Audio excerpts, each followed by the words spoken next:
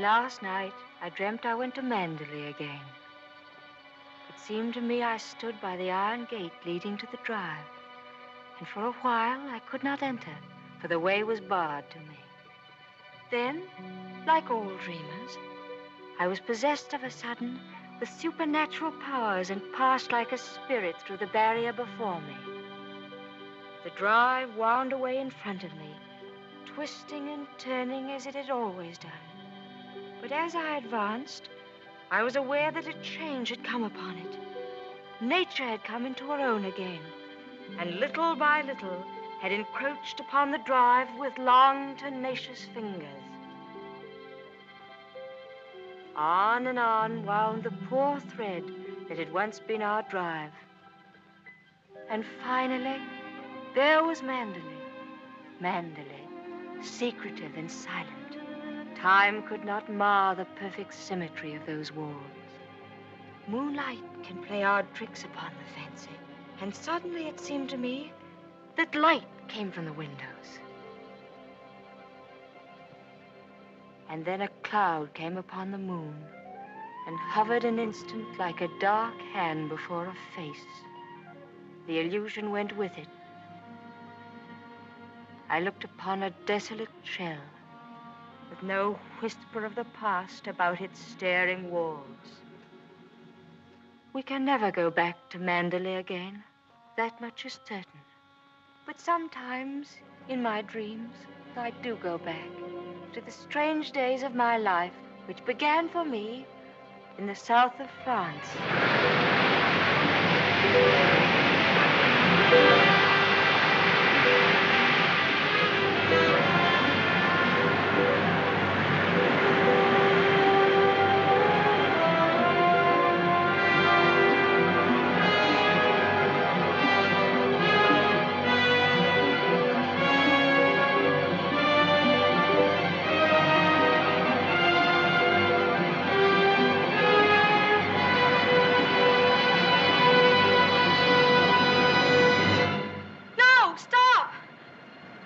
What the devil are you shouting about? Who are you? What are you staring at? I'm sorry, I didn't mean to stare, but I only thought... Oh, you did it. Well, what are you doing here? I was only walking. Well, get on with your walking. Don't hang about here screaming.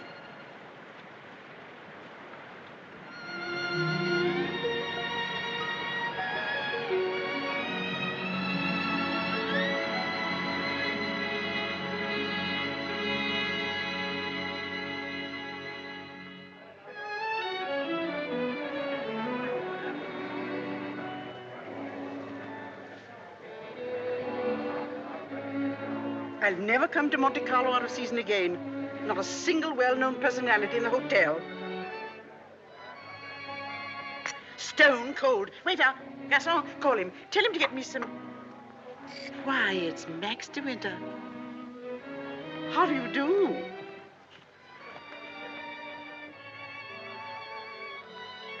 How do you do? I'm Edith Van Hopper. It's so nice to run into you here, just when I was beginning to despair of finding any old friends here in Monte. But do sit down and have some coffee. Mr. De Winter's having some coffee with me. Go and ask the stupid waiter for another cup. I'm afraid I must contradict you. You shall both have coffee with me. Garçon, let me see. Coffee, please. Cigarette? No, thank you. You know, I recognized you just as soon as you came in, though I haven't seen you since that night at the casino at Palm Beach. Perhaps you don't remember an old woman like me. Are you playing the tables much here at Monte?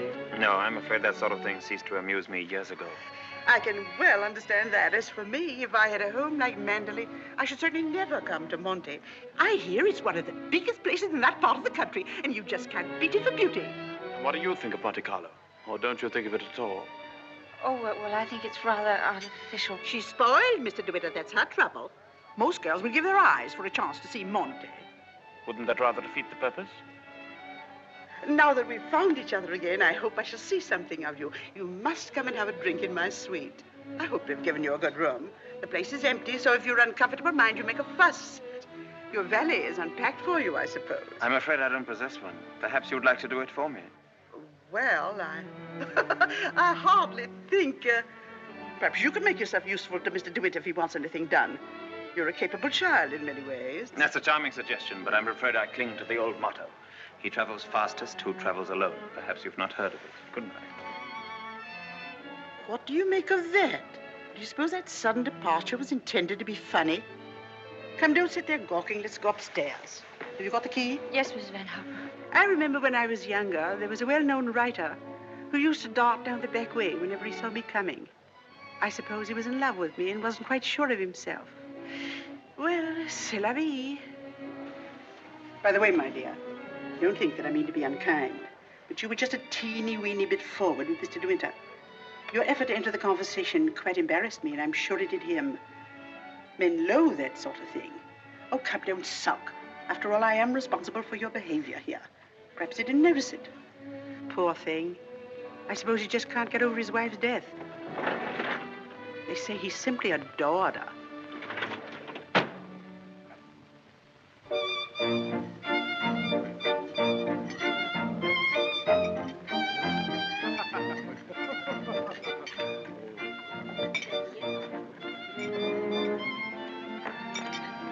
Louis, prenez la commande.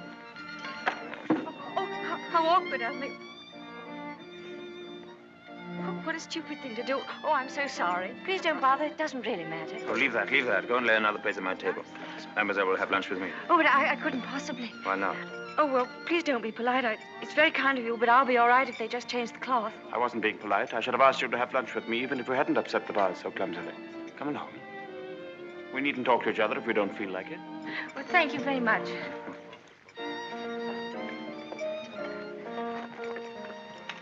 Oh, I'll just have some scrambled eggs. Oui, mademoiselle.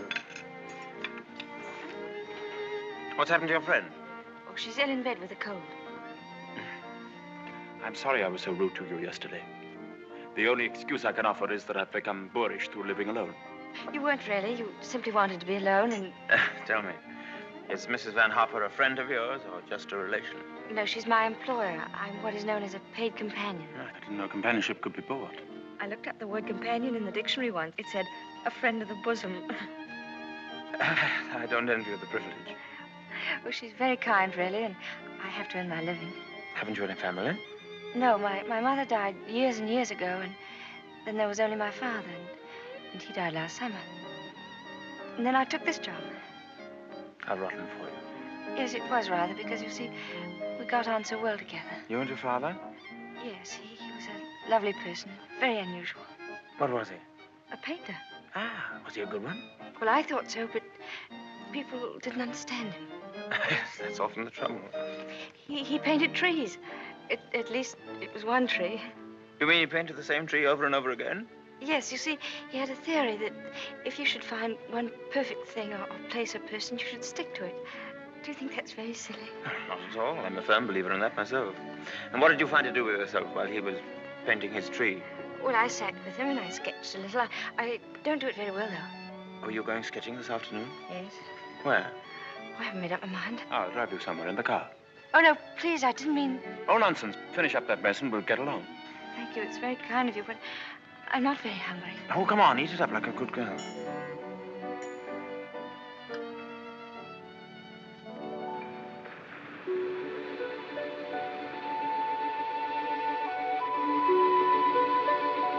You've taken long enough for that sketch. I shall expect a really fine work of art. Oh, no, don't look at it. It's not nearly good enough. But it can't be as bad as all that. Now, don't rub it all out. Let me see it first. Well, it's the perspective. I never can get it Let right. me see, let me see.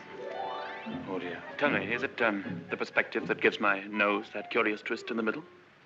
Well, you're not a very easy subject to sketch. Your expression keeps changing all the time. Does it? Well, I'd concentrate on the view instead if I were you. Much more worthwhile. Rather reminds me of our coastline at home. Do you know Cornwall at all? Yes, I went there once with my father on holiday. I was in a shop once, and I saw a postcard with a beautiful house on it right by the sea. And I asked whose house it was, and the old lady said, that's Mandalay. I felt ashamed for not knowing. And Mandalay is beautiful. To me, it's just the place where I was born. I've lived in all my life. Now, I don't suppose I shall ever see it again.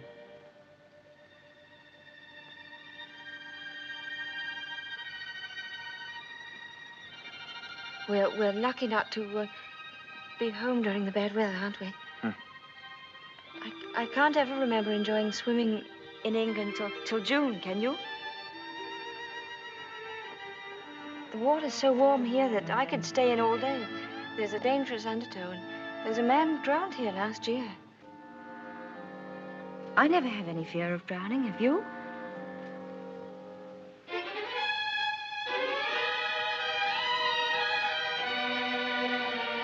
Come, I'll take you home.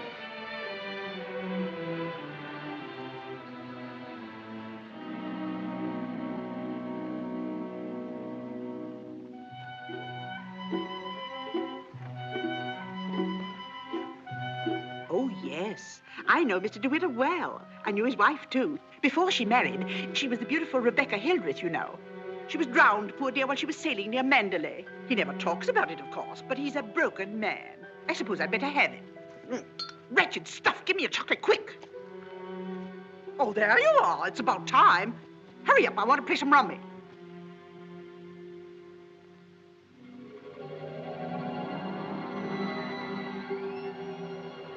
She was the beautiful Rebecca Hildreth, you know. They say he simply adored her. She was the beautiful Rebecca Hildreth, you know. I suppose he just can't get over his wife's death. She was the beautiful Rebecca Hildreth, you know. But he's a broken man. Bonjour. Well, where are you going? Oh, I thought I'd take a tennis lesson. I see.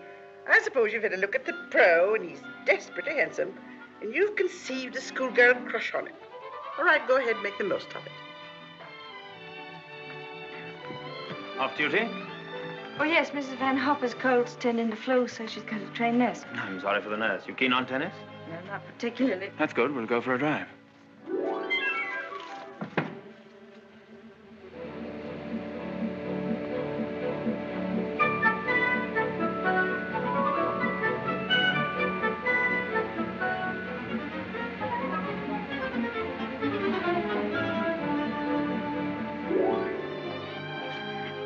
Good afternoon, Mrs. Van Hoff. How are you feeling? You got on rather well with him, didn't you? That pro must have been teaching you other things than tennis. Hurry up, I want you to make some calls. Wonder if Mr. DeWitt is still in the hotel.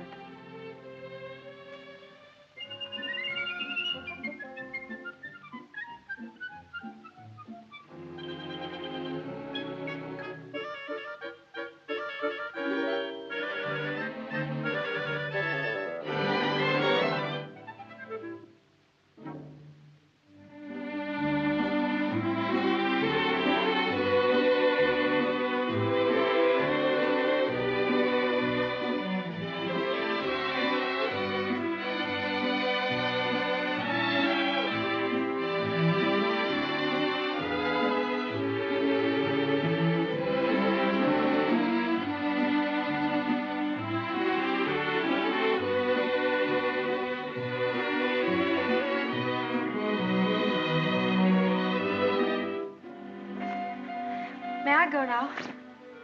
For the number of lessons you've had, you ought to be ready for Wimbledon. But this will be your last, so make the most of it. Trouble is, with me laid up like this, you haven't had enough to do. But I'm getting rid of that nurse today, and from now on, you'll stick to your job. Yes, Miss Van Harper. Nurse? Yes, Miss Van Harper? Are you absolutely sure you left those messages for Mr. De Winter? Why, yes, madame. I simply can't believe it. He would most certainly have called me back. Oh, well, poor boy. I simply hate to see him so alone.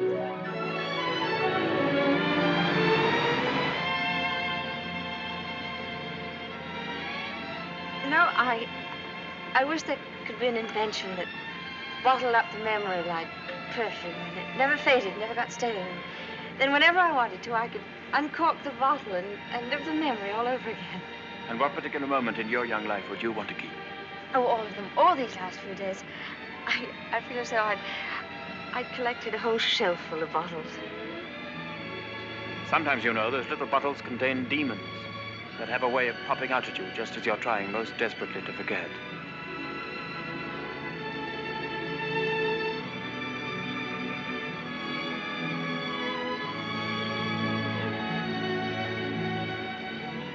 Stop biting your nails.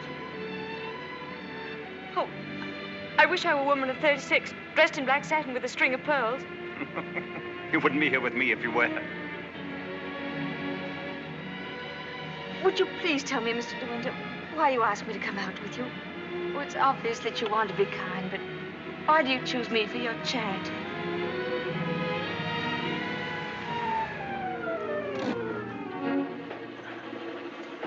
I asked you to come out with me because I wanted your company. You've blotted out the past for me more than all the bright lights of Monte Carlo. But if you think I just asked you out of kindness or charity, you can leave the car now and find your own way home. Go on, open the door and get out.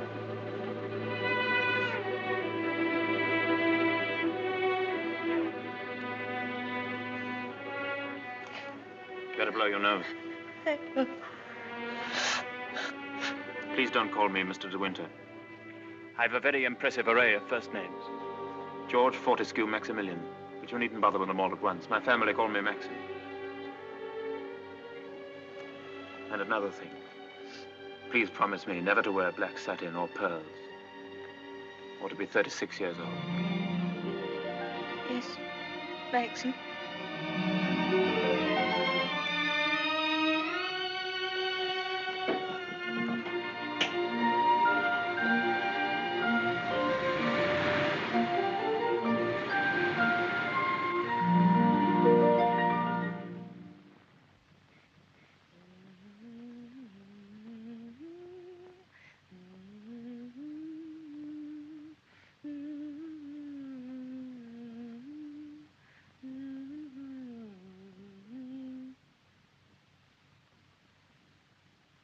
For the love of Pete, come here.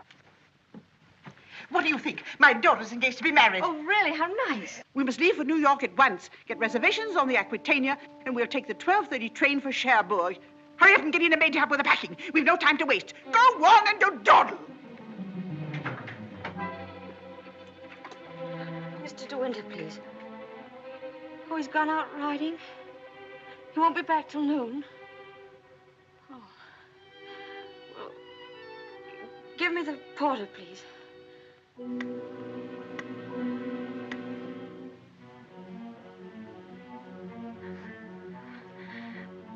I'll go and see if there's anything left in my room.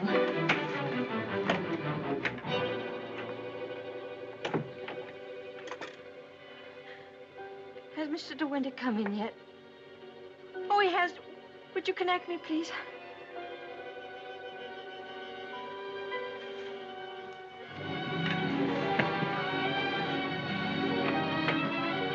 Oh, I was looking for my book. I suppose I've packed it. Well, come on. The car's waiting at the door.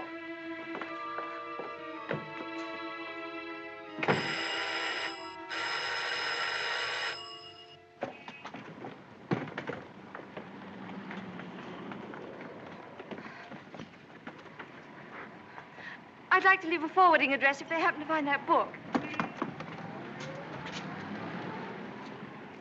Would you ring Mr. De Winter, please? Yes, madame. 182.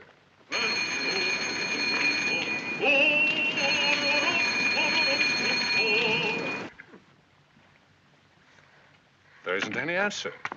Thank you. Tell her to hurry up. Yes, madam. I was looking for Mr. De Winter. Mr. De Winter just ordered breakfast in his room, mademoiselle.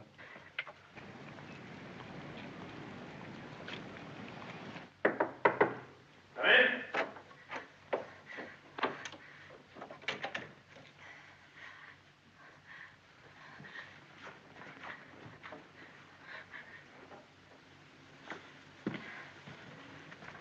Hello. What are you doing here? Anything the matter? I've come to say goodbye. We're going away. What on earth are you talking about? It's true, we're going now, and I was afraid I wouldn't see you again.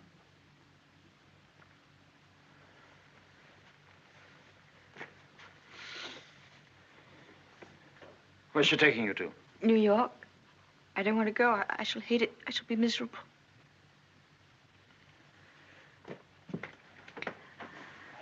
I'll dress in here.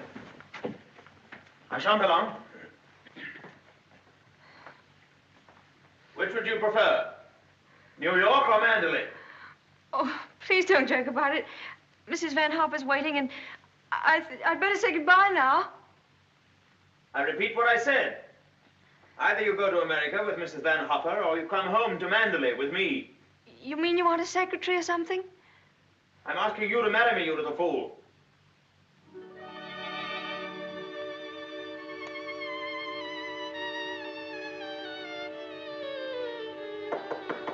Come in. Is that my food? I'm famished. I didn't have any breakfast.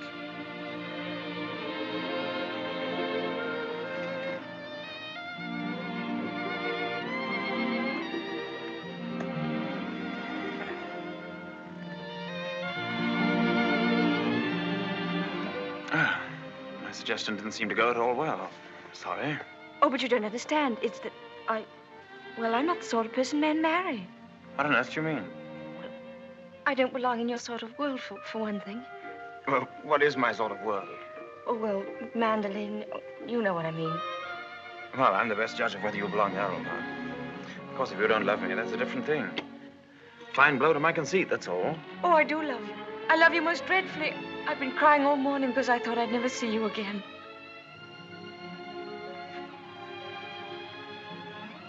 Bless you for that. I'll remind you of this one day. You won't believe me. It's a pity you have to grow up. Oh, now that's settled. You may pour me out some coffee. 2 lumps of sugar and some milk, please. Same with my tea, don't forget. Who's going to break the news to Mrs. Van Hopper? Shall you or shall I? Oh, you tell it. She'll be so angry. What's the number of her room? Oh, she's not there. She's downstairs in the car. Hello? Give me the date, please. Hello? You'll find Mrs. Van Hopper waiting outside in her car. Would you ask her with my compliments if she'd very kindly come up and see me in my room? Yes, in my room. Mr. De Winter says, please, for you to come up to his room. Mr. De Winter? Why, certainly.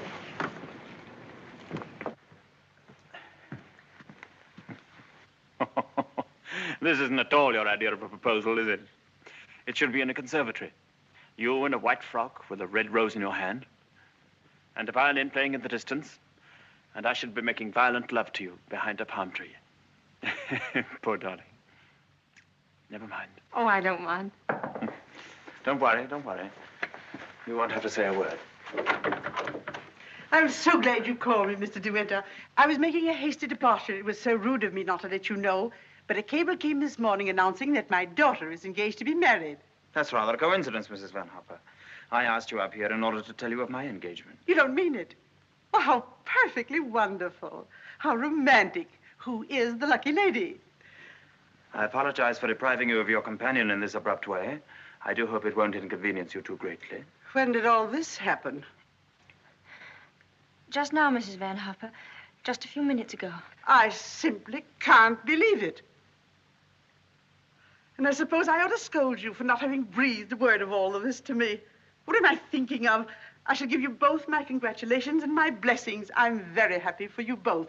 When and where is the wedding to be? Here, as soon as possible.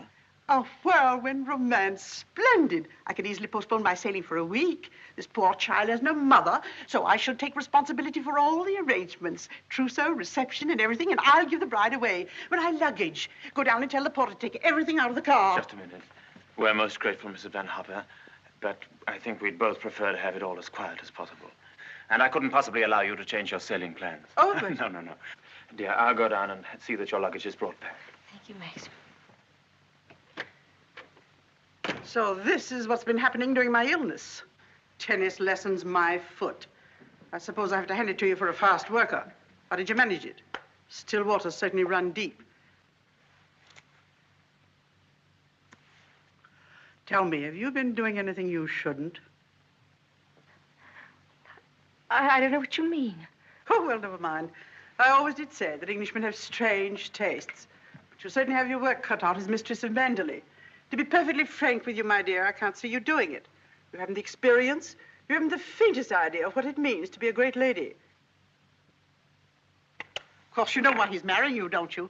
You haven't flattered yourself that he's in love with you. Fact is, that empty house got on his nerves to such an extent, he nearly went off his head. He just couldn't go on living alone. You better leave, Mrs. Van Hopper. You'll miss your train.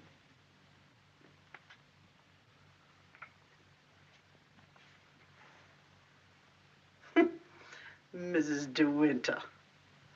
Goodbye, my dear, and good luck.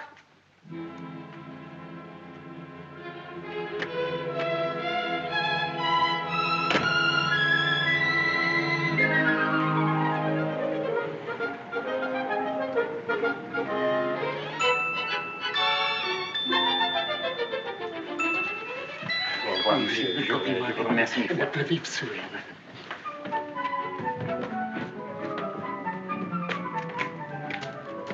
Monsieur, vous avez oublié votre carnet de mariage. Oh, What did he say? He says I've forgotten the proof that we're married. Oh, good heavens.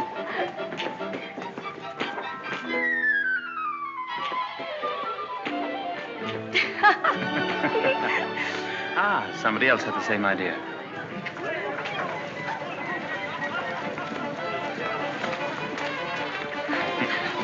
Isn't she sweet? Yes. You'd have liked a bridal veil, wouldn't you? Or at least... Madame, combien ça fait? Tous les deux. Je vous remercie. Yes. Oh, Max, you're lovely. Oh, how perfectly lovely. Oh, perfectly lovely.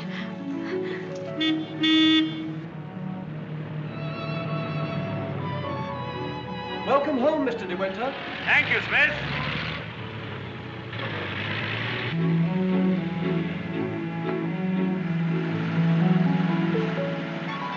Cold, darling? Yes, just a little bit. There's no need to be frightened, you know. Just be yourself and they'll all adore you.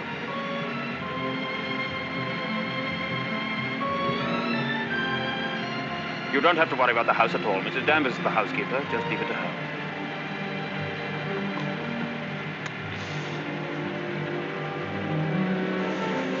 Hello. Starting to rain. Better hurry up. Here, have this. Put it over your head. Thank you.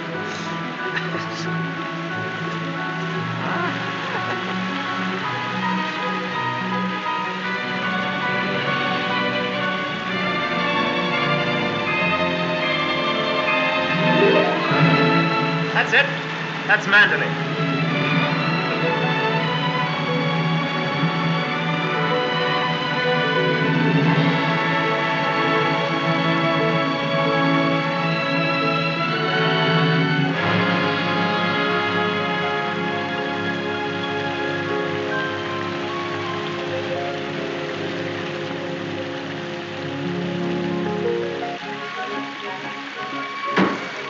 Here we are, Fred. Everybody well? Yes, thank you, sir. We're glad to see you home, sir. This is Mrs. De Winter, Fred. How do you do?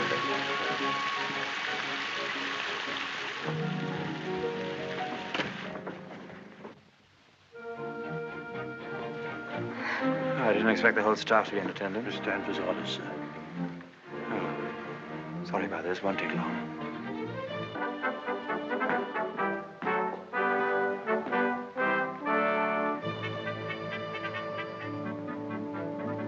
This is Mrs. Danvers. How do you do? How do you do? I have everything in readiness for you. That's very good of you. I didn't expect anything.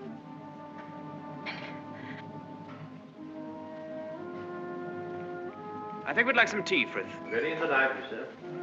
Come along, darling.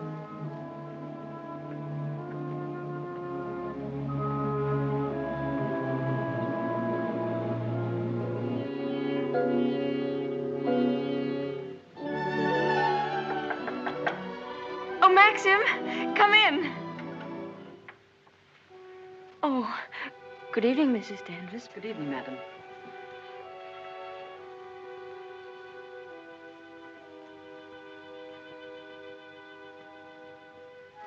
I hope Alice was satisfactory, madam. Oh, yes, thank you. Perfectly. She's the parlor maid. She'll have to look after you until your own maid arrives. Oh, but I haven't a maid. I'm sure Alice will do very nicely. I'm afraid that would not do for very long, madam. It's usual for ladies in your position to have a personal maid. I hope you approve the new decoration of these rooms, madam. Oh, I didn't know it'd been changed. I hope you haven't been to too much trouble. I only followed out Mr. De Winter's instructions. Oh, well, what did it look like before? It had an old paper and different hangings. It was never used much, except for occasional visitors. Oh, then it wasn't Mr. De Winter's room originally. No, madam. He's never used the east wing before. Of course, there's no view of the sea from here. The only good view of the sea is from the west wing. The room's very charming, and I'm sure I'll be comfortable. If there's anything you want done, madam, you have only to tell me. I suppose you've been at Manderley for many years, longer than anyone else. Not so long as Frith. He was here when the old gentleman was living, when Mr. De Winter was a boy. Oh, I see. And you didn't come till after that? I came here when the first Mrs. De Winter was a bride.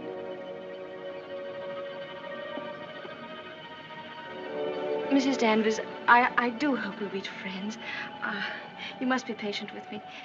This sort of life is new to me, and I do want to make a success of it and make Mr. De Winter happy, so I know I can leave all the household arrangements to you. Very well.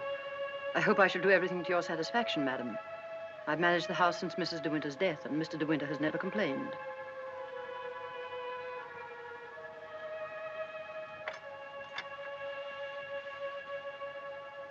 I think I'll go downstairs now.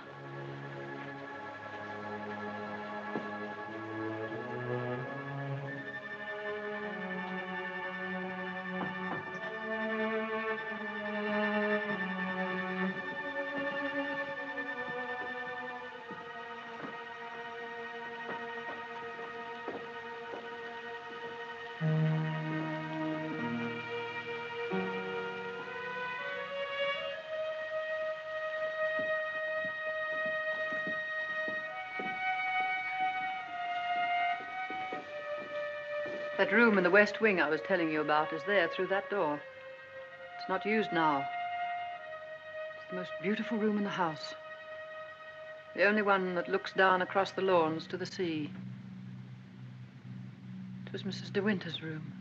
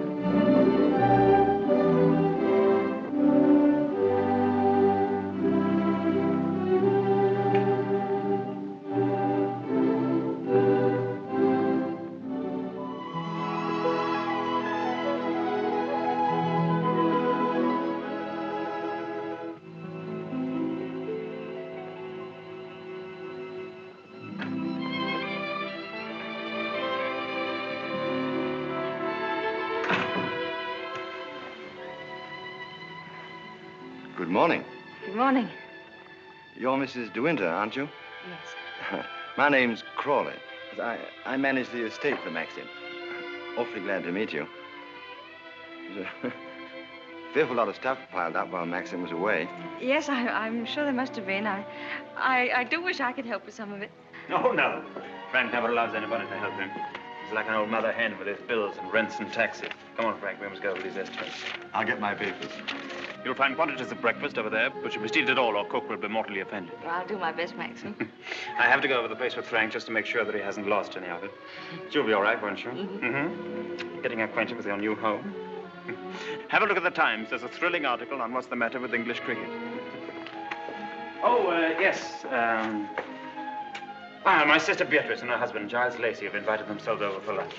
Today? Yes. I suppose the old girl can't wait to look you over. You'll find her very direct. If she doesn't like you, she'll probably tell you so to your face. Don't worry, darling. I'll be back in time to protect you from her. Goodbye, darling. Goodbye, Maxim. Goodbye. Goodbye.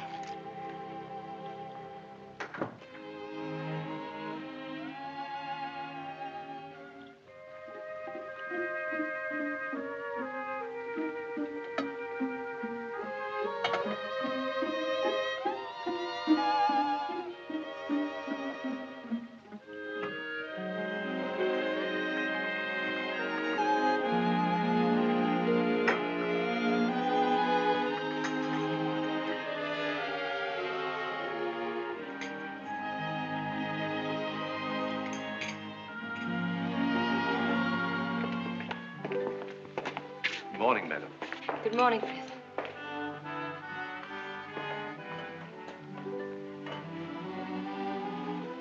Isn't there anything I could get for you, madam? Oh, no, thank you, Frith. I'm really not very hungry. Thank you. The paper, madam. Oh, yes, thank you, Frith.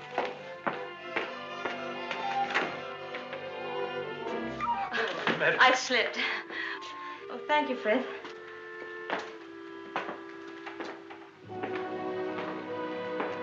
It's big, isn't it? Yes, madam. Mandalay is a big place. This was the banquet hall in the old days. It is still used on great occasions, such as a big dinner or a ball. And the public is admitted here, you know, once a week. That's nice.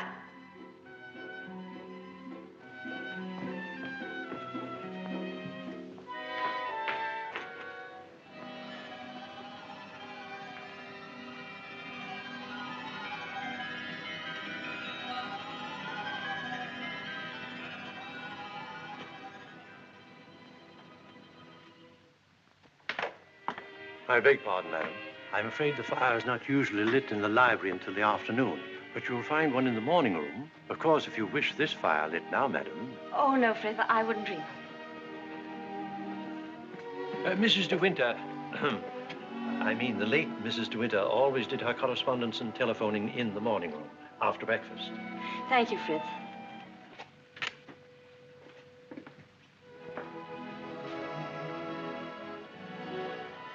Is anything wrong, madam? Oh, no. Which way is the morning room? Oh, it's that door there, on the left. Oh, yes, thank you.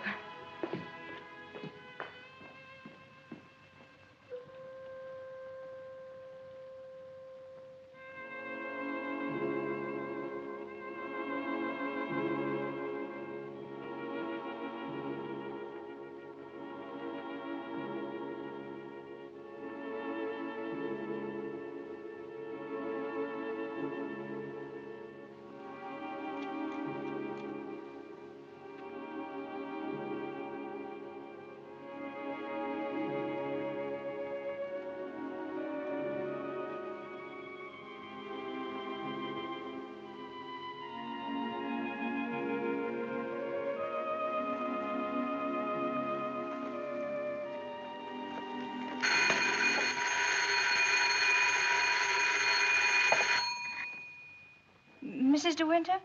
Oh, I'm afraid you've made a mistake. Mrs. De Winter's been dead for over a year. Oh, I mean... Oh, that was the house telephone, madam. Probably the head gardener wishing instructions. Did you want to see me, Mrs. Danvers? Mr. De Winter informed me that his sister, Mrs. Lacey, and Major Lacey are expected for luncheon. I'd like to know if you approve of the menu. Oh, well, I'm sure it's very suitable, very nice indeed. You'll notice, madam, that I've left a blank space for the sauce. Mrs. De Winter was most particular about sauces. Let's have whatever you think that Mrs. De Winter would have ordered. Thank you, madam. When you've finished your letters, Robert will take them to the post. My letters? Oh, yes, of course. Thank you, Mrs. Danvers.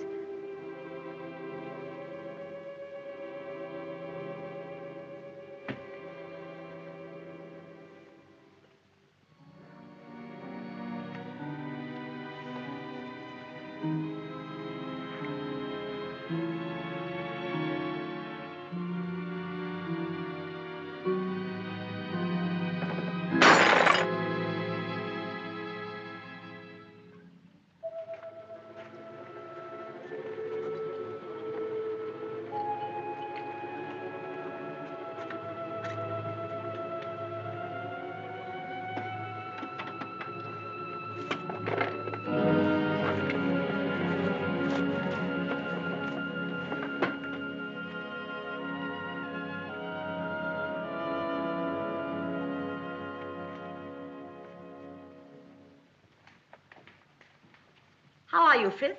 Good morning, Mrs. Lacey. Where's Mr. De Winter? I believe he went down to the farm with Mr. Crawley.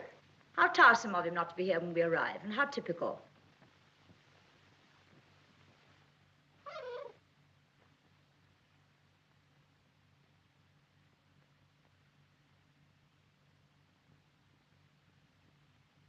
I must say old Danvers keeps the house looking lovely. She certainly learned that trick of arranging flowers from Rebecca. I wonder how she likes it now, being ordered about by an ex-chorus girl. Now, where on earth did you get the idea she's an ex-chorus girl? He picked her up in the south of France, didn't he? What if he did? Well, I mean to say, there you are.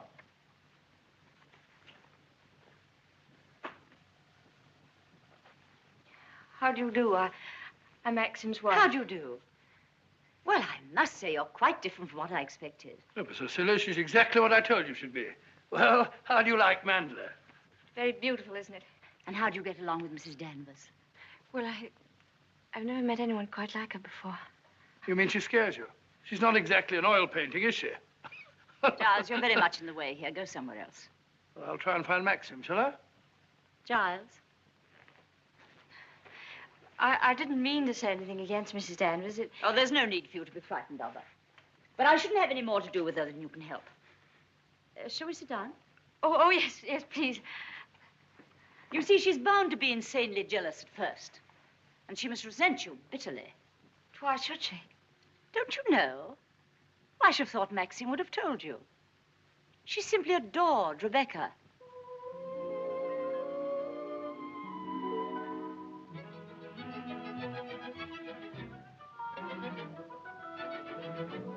How are you, Robert? Quite well, thank you, madam. Still having trouble with your teeth? Unfortunately, yes, madam. You should have them out. All of them. Wretched nuisances, teeth. Thank you, madam. What a plateful. Do you hunt? No, I don't. I'm afraid I don't even ride. Oh, have to ride down here. We all do. Which do you ride, side saddle or astride? Oh, yes, of course, I forgot you don't, do you? You must. Nothing else to do down here. Maxine, when are you going to have parties here again, like the old days? Oh, I haven't thought about it. But everyone's dying to see you, and, Yes, I bet they are. Why don't you have the masquerade ball again this summer?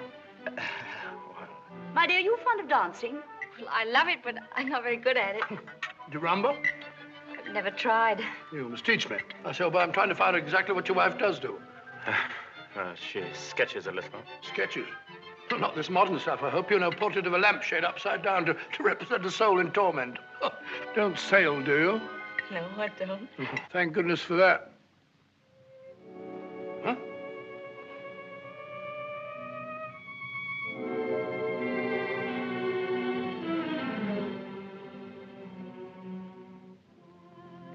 You're very much in love with Maxim, aren't you? Yes, I can see you are. Don't mind my saying so, but why don't you do something about your hair? Why don't you have it cut or sweep it back behind your ears? Oh, no, that's worse. What does Maxim say about it? Does he like it like that? Well, he never mentions it. Oh, well, don't go by me. I can see by the way you dress you don't care a hoot how you look. But I wonder Maxim hasn't been at you. He's so particular about clothes. I don't think he ever notices what I wear. Oh, well, he must have changed a lot then. You mustn't worry about old Maxim and his moods. One never knows what goes on in that quiet mind of his. Often he gets into a terrible rage. And when he does... But I don't suppose he'll lose his temper with you. You seem such a placid little thing. Come along, old girl. We've got to go on the first tee at 3 o'clock. All right, I'm coming. Oh, goodbye, Maxim, old boy. Goodbye, Giles. Thanks for coming, old boy. Goodbye, my dear. Forgive me for asking you so many rude questions. We both really hope you'll be very happy. Thank you, Beatrice. Thank you very much. And I must congratulate you upon the way Maxim looks. We were very worried about him this time last year. But then, of course, you know the whole story. Goodbye, Beatrice, darling. Goodbye, old boy. Yes, there is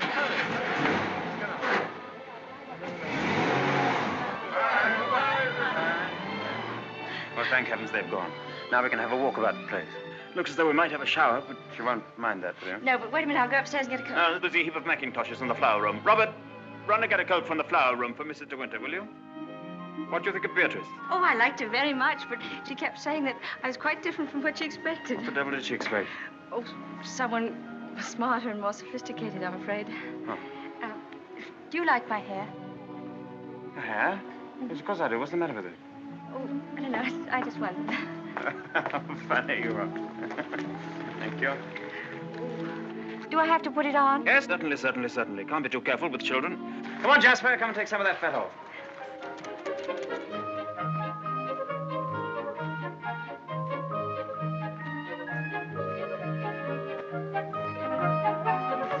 Jasper!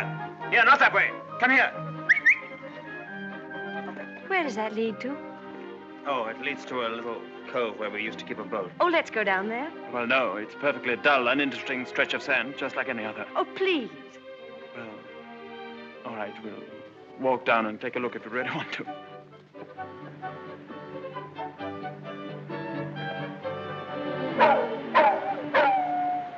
That's Jasper. There must be something wrong. Perhaps he's hurt himself. No, he's all right. Leave him alone. Don't you think I'd better go and see? Don't bother about him, I tell you. He can't come to any harm. He'll find his own way back.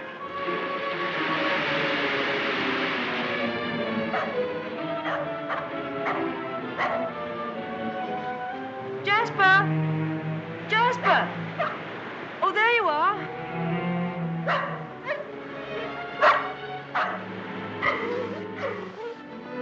What do you want in there, Jasper? Come on. Come on. Let's go home. Jasper.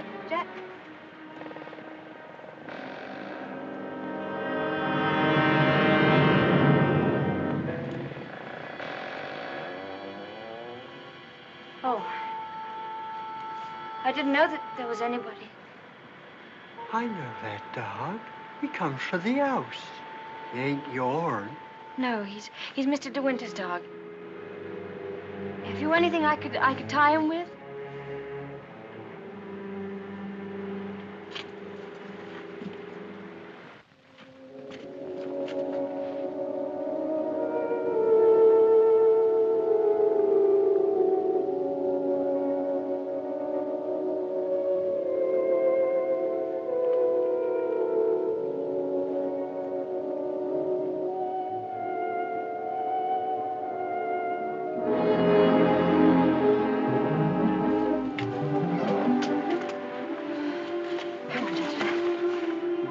Anyone you saw me in there, will you? Don't you belong on the estate? I wasn't doing nothing. I was just putting my shells away. She's gone in the sea, ain't she? She'll never come back no more. No, she'll never come back. Come on, Jasper.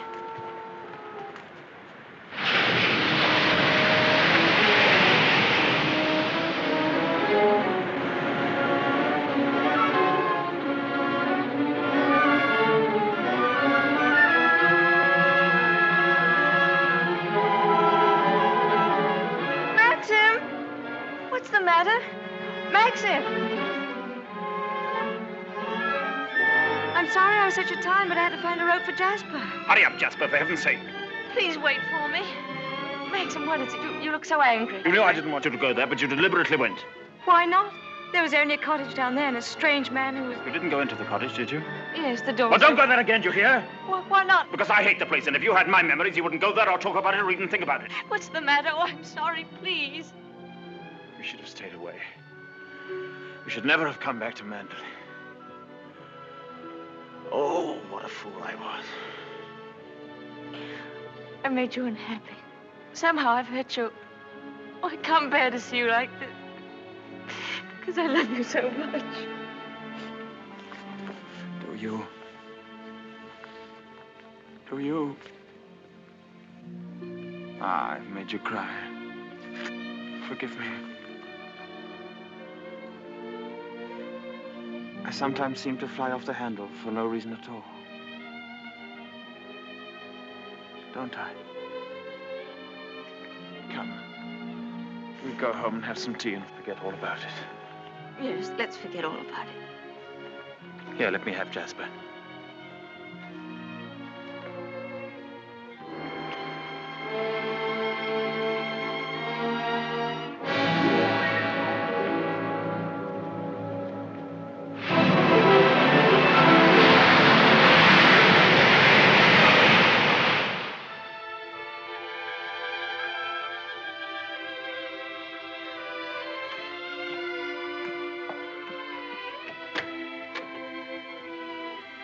Hello, come in. Oh, please don't get up, Mr. Crawley. I was just wondering if you meant what you said the other day about showing me the run of things. Of course I did. What are you doing now? Notifying all the tenants that in celebration of Maxim's return with his bride, this week's rent will be free. Oh, was that Maxim's idea? Oh, yes. All the servants get an extra week's wages, too. Oh, he didn't tell me. Can't I help you? I could at least stick the stamps. Well, that's terribly nice of you. Won't you sit down? Oh, yes, thank you.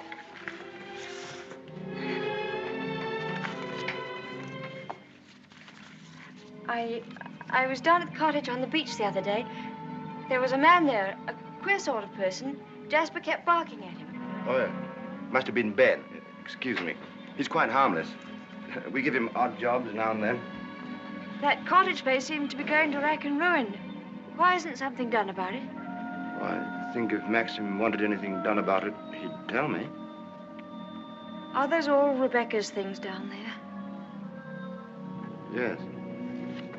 Yes, they are. What did she use the cottage for? The boat used to be moored near there. What boat? What happened to it? Was that the boat she was sailing in when she was drowned?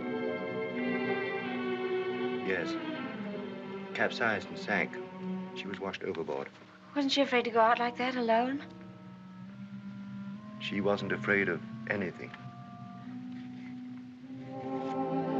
Where did they find her? Near Edgecombe. About 40 miles up channel, about 2 months afterwards. Maxim went up to identify her. It was horrible for him. Yes, it must have been. Mr. Crawley, please don't think me morbidly curious. It isn't that. It's just that I feel at such a disadvantage. All the time, whenever I meet anyone, Maxim's sister or even the servants, I know they're all thinking the same thing. They're all comparing me with her, with Rebecca. Oh, you mustn't think that. I can't tell you how glad I am that you married Maxim. It's going to make all the difference to his life. And from my point of view, it's very refreshing to find someone like yourself who's not entirely in tune, shall we say, with Mandalay. That's very sweet of you. I dare say I've been stupid, but every day I realize the things that she had and that I lacked. Beauty and wit and intelligence and all the things that are so important in a woman. You have qualities that are just as important. More important, if I may say so. Kindness and sincerity and, if you'll forgive me, modesty mean more to a husband than all the wit and beauty in the world. We none of us want to live in the past. Maxim least of all. It's up to you, you know, to lead us away from it. I promise you I won't bring this up again, but before we end this conversation, would you answer just one more question? If it's something I'm able to answer, I'll do my best. Tell me, what was Rebecca really like?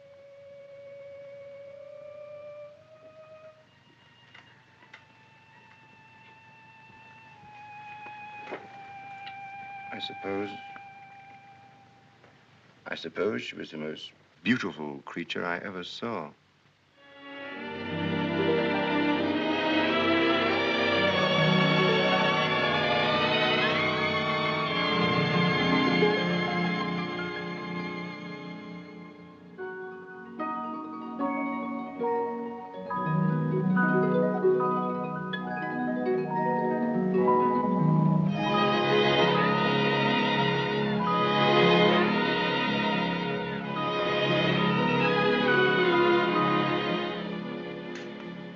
Good evening, Max. Hello. The films of the honeymoon have arrived at last. We timed, you think, before dinner?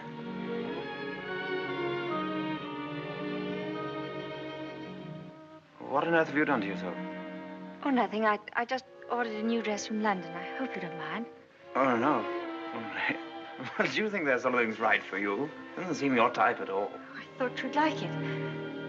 And what have you done to your hair? Oh, I see. Oh, dear, oh, dear, oh, dear. I'm sorry. You look lovely, lovely. It's very nice for a change.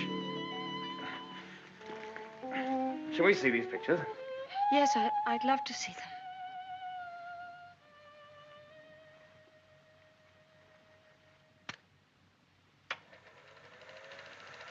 Ah, look now. Oh, look at that. Wasn't it wonderful, darling? Can't we go back there someday? Yes, of course, of course. Ah, look at you. Won't our grandchildren be delighted when they see how lovely you were? Oh, look at you. Yes. Oh, I see. Oh, I like that. Look at that. That's very nice. Oh, remember that. Yes. Oh, I wish our honeymoon could have lasted forever, Max. Oh, dash it, look. Oh, hang it. Threaded it up wrong, as usual, or something. Yes, Frith, what is it? Excuse me, sir. May I have a word with you? Yes. Come in. It's about Robert, sir.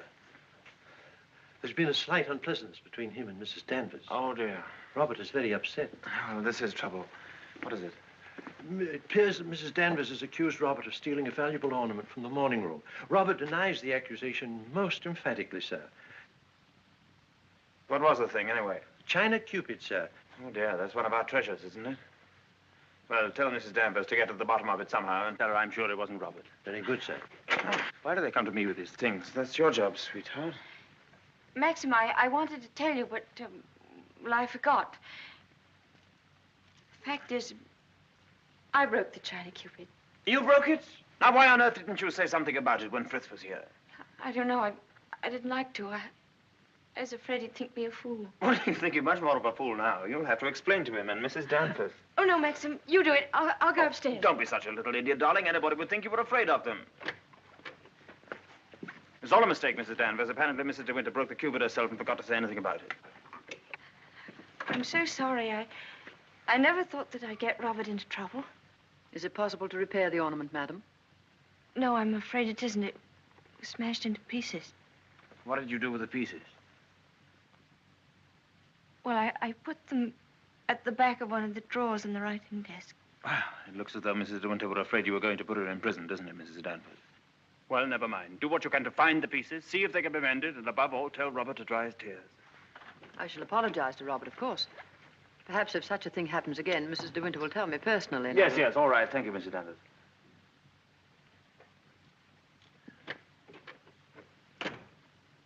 Well, I suppose that clip will hold all right. I don't know.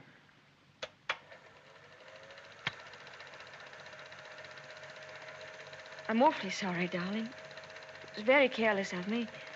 Mrs. Danvers must be furious with me. Oh, hang Mrs. Danvers. Why on earth should you be frightened of her? You behave more like a upstairs maid or something, not like the mistress of the house at all. Yes, I know I do. But I feel so uncomfortable. I try my best every day, but it's very difficult with people looking me up and down as if I were a prize cow. Well, what does it matter if they do? You must remember that life at Mandeville is the only thing that interests anybody down here. What a slap in the eye I must have been to them then. I suppose that's why you married me. Because you knew I was dull and gauche and inexperienced, and there could never be any gossip about me. Gossip? What do you mean? I don't know. I just said it for something to say. Don't look at me like that. Maxim, what's the matter? What have I said?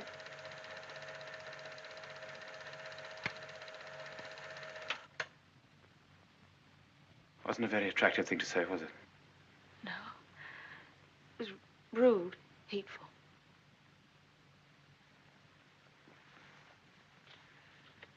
I wonder if I did a very selfish thing in marrying you.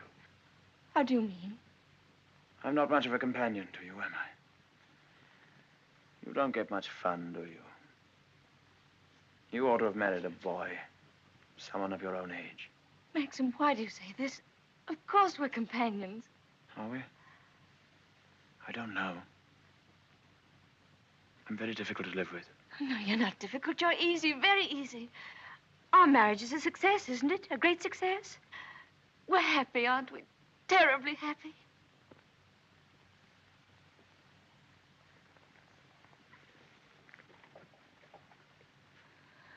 If you don't think we are happy, it would be much better if you didn't pretend. I'll go away. Why don't you answer me?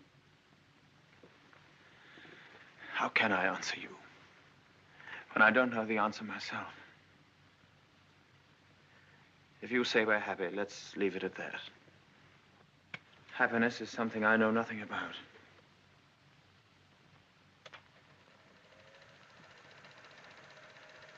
Oh, look. There's the one when I left the camera running on the tripod, remember?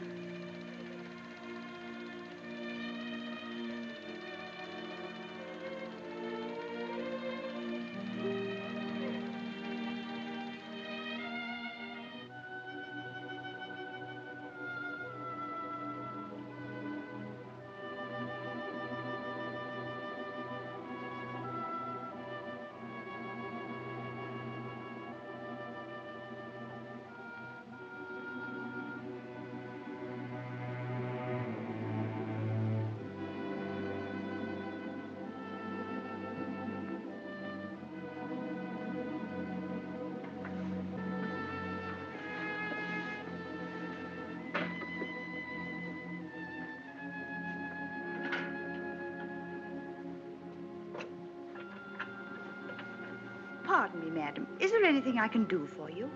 Yes, I'm all right, Hilda. Thank you very much. I'll bring the sandwiches immediately, madam.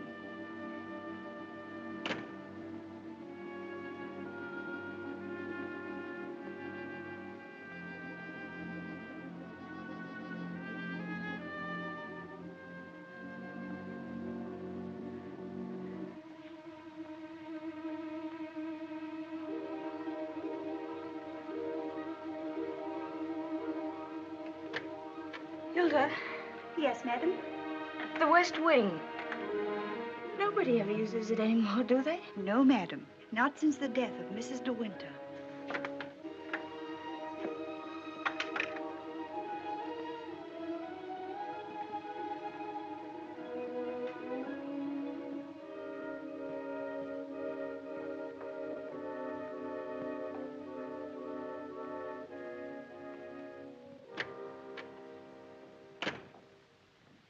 Come along, Mr. Jack, or someone may see you. Well, Danny, old Harvey, it's been good to see you again. I've been simply breathless to pick up all the news.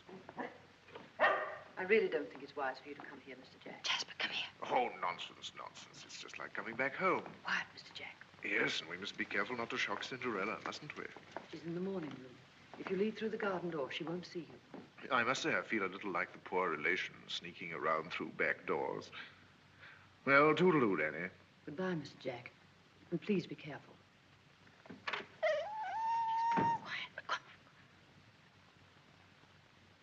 Looking for me? Oh, I didn't make you jump, did I? No, of course not. I didn't quite know who it was. Yes. You're pleased to see me, aren't you, old boy? I'm glad there's someone in the family to welcome me back to Manderley.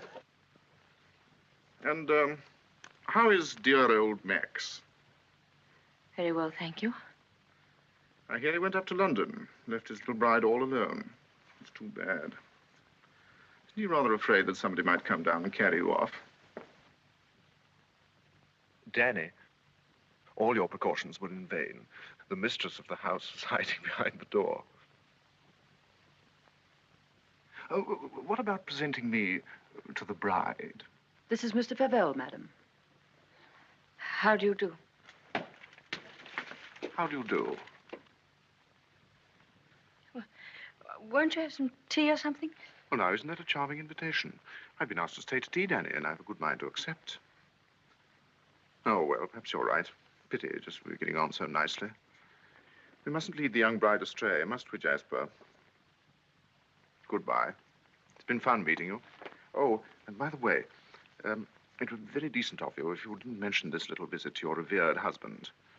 He doesn't exactly approve of me. Very well.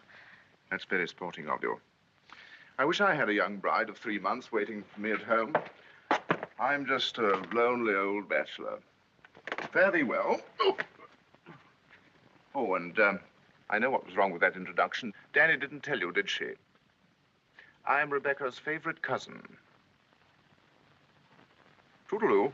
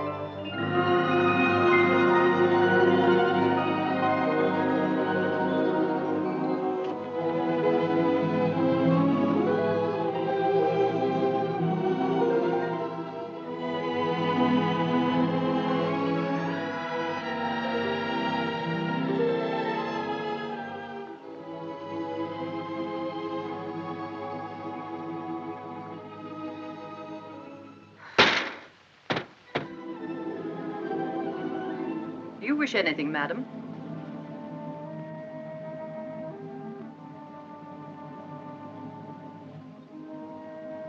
I didn't expect to see you, Mrs. Danvers. I noticed that the window wasn't closed, and I came up to see if I could fasten it. Why did you say that?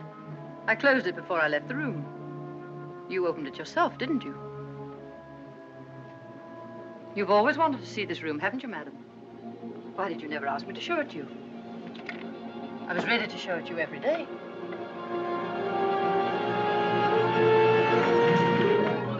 It's a lovely room, isn't it? Loveliest room you've ever seen. Everything is kept just as Mrs. De Winter liked it. Nothing has been altered since that last night. Come, I'll show you her dressing room. This is where I keep all her clothes. You would like to see them, wouldn't you?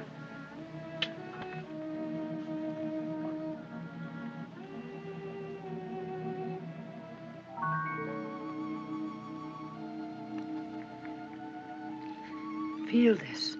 It was a Christmas present from Mr. De Winter. He was always giving her expensive gifts the whole year round. I keep her underwear on this side. They were made specially for her by the nuns in the convent of St. Clair. I always used to wait up for her, no matter how late. Sometimes she and Mr. De Winter didn't come home until dawn. While she was undressing, she'd tell me about the party she'd been to. She knew everyone that mattered. Everyone loved her. When she'd finished her bath, she'd go into the bedroom and go over to the dressing table.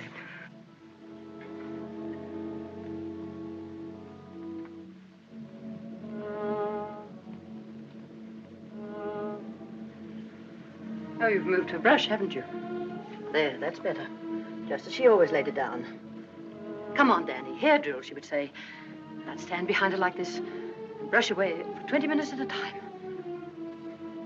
And then she would say, "Good night, Danny," and step into her bed.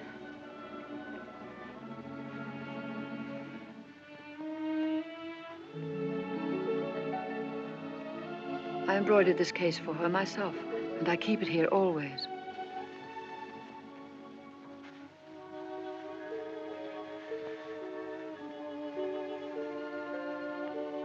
Did you ever see anything so delicate?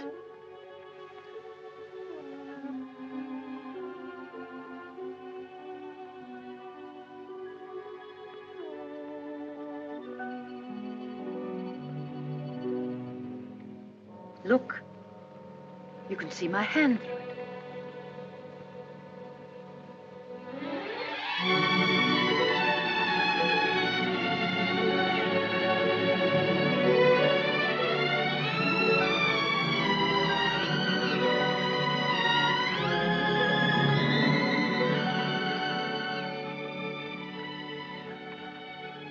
You wouldn't think she'd been gone so long, would you? Sometimes when I walk along the corridor, I fancy I hear her just behind me. That quick, light step. I couldn't mistake it anywhere. It's not only in this room. It's in all the rooms in the house. I can almost hear it now. Do you think the dead come back and watch the living? No, I don't believe it. Sometimes. I wonder if she doesn't come back here to Manderley. Watch you and Mr. De Winter together. You look tired.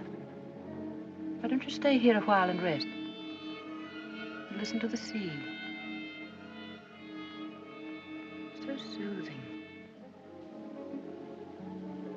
Listen to it.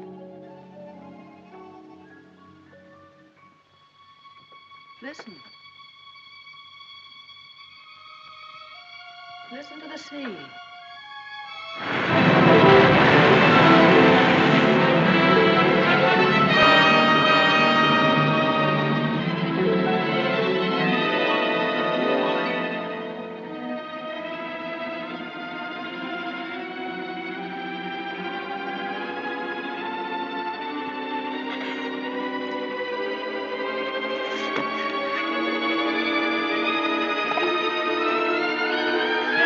Tell Mrs. Danvers I wish to see her immediately.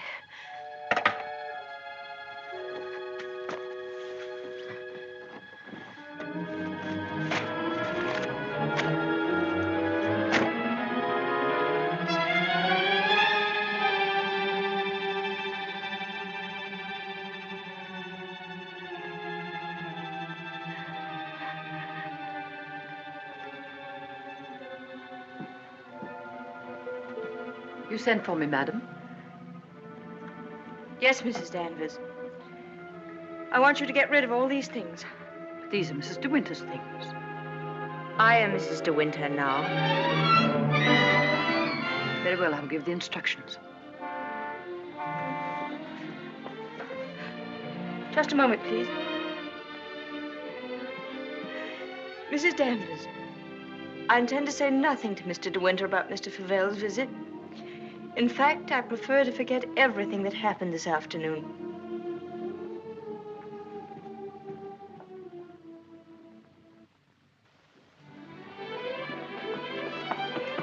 Maxim, you've been gone all day. Choking.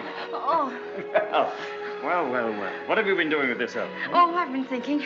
Oh, what did you want to do that for? Oh, come in here and I'll tell you. Darling, could we have a costume ball, just as you used to? Now, what put that into your mind? Has Beatrice been at you? No, but I feel that we ought to do something to make people feel that Mandalay is just the same as it always was. Oh, please, darling, could we? You don't know what it would mean, you know.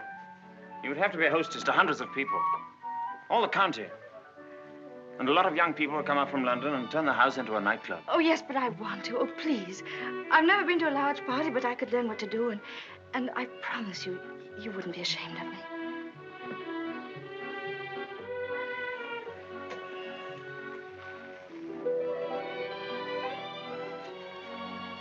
All right, if you think you'd enjoy it.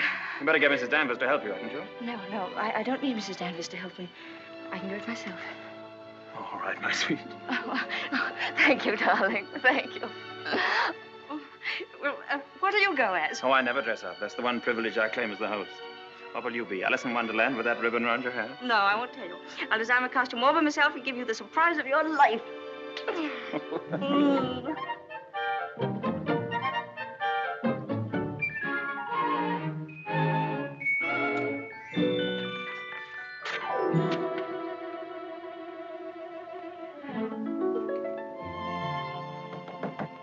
Come in.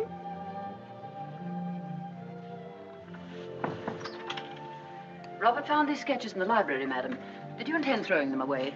Yes, Mrs. Danvers, I did. They were just some ideas I was sketching for my costume for the ball. Hasn't Mr. De Winter suggested anything? No, I want to surprise him.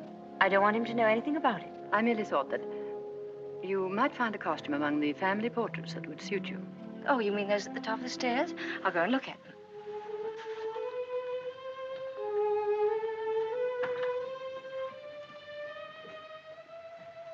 This one, for instance. It might have been designed for you. I'm sure you could have it copied. I've heard Mr. De Winter say that this is his favorite of all the paintings. It's Lady Caroline De Winter, one of his ancestors. Oh, well, that's a splendid idea, Mrs. Danvers. I'm very grateful.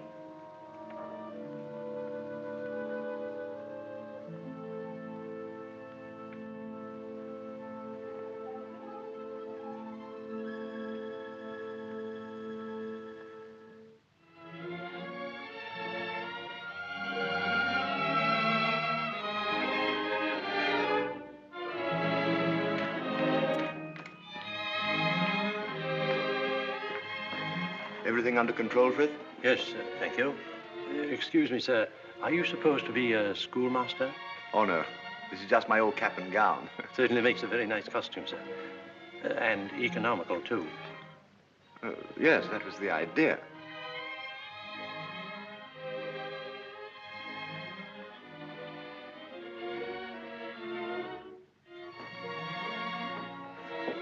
Evening, Robert. Not very good weather for the ball. No, sir. Very misty on the way, and very chilly. Oh, this wig's so tight they ought to have sent an aspirin with it.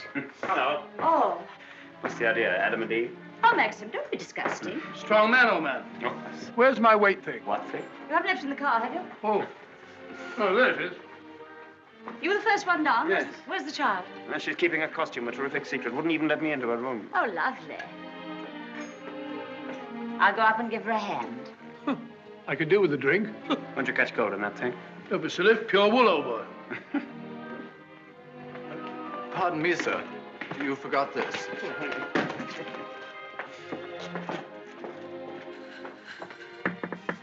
Here I am, dear. It's Bee. I've come to give you a hand. Oh, please don't come in, Beatrice. I don't want anyone to see my costume. Oh. Oh, well, you won't be long, will you? Because the first people will be arriving any moment. Now, you're sure that's where that should be? Yes, madam, it's just right. Oh, isn't it exciting? Indeed it is, madam. I've always heard of the Mandalay Ball, and now I'm really going to see one. Sure, there'll be no one there to touch you, madam. Do you really think so? Now, where's my fan? Now, you're sure I look all right? You look ever so beautiful. Well, here goes.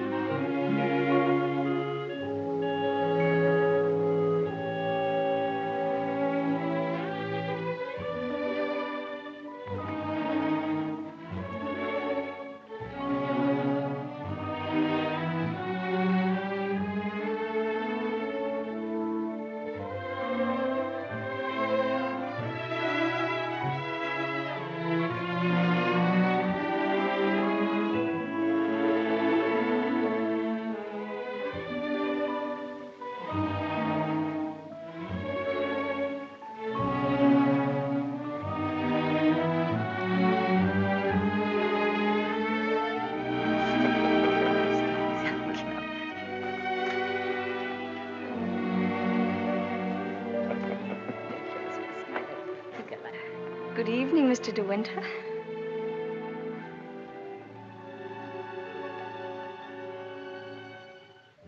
What the devil do you think you're doing? But it's the picture, the one in the gallery. What is it? What have I done? Go and take it off. Doesn't matter what you put on, anything will do. What are you standing there for? Didn't you hear what I said?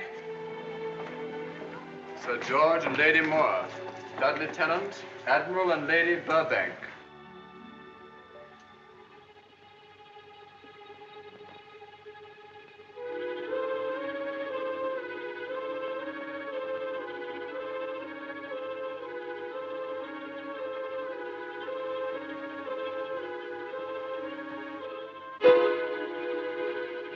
I watched you go down, just as I watched her a year ago.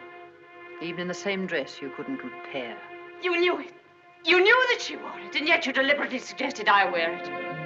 Why do you hate me? What have I done to you that you should ever hate me so? You tried to take her place. You let him marry you. I've seen his face, his eyes. They're the same as those first weeks after she died. I used to listen to him, walking up and down, all night long, night after night, thinking of her, suffering torture because he'd lost her. I don't want to know. I don't want to know. You thought you could be Mrs. De Winter, live in her house, walk in her steps, take the things that were hers, but she's too strong for you. You can't fight her. No one ever got the better of her. Never, never.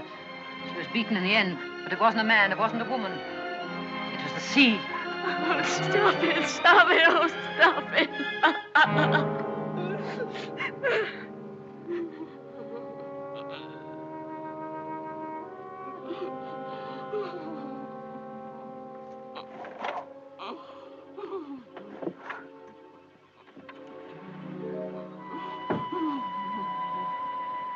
You're overwrought, madam. I've opened a window for you. A little air will do you good.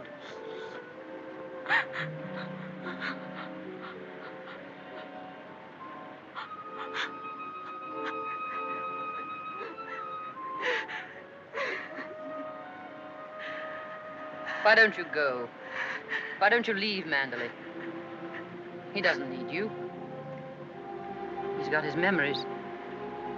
He doesn't love you. He wants to be alone again with her. You've nothing to stay for. You've nothing to live for, really, have you? Look down there. It's easy, isn't it? Why don't you? Why don't you? Go on.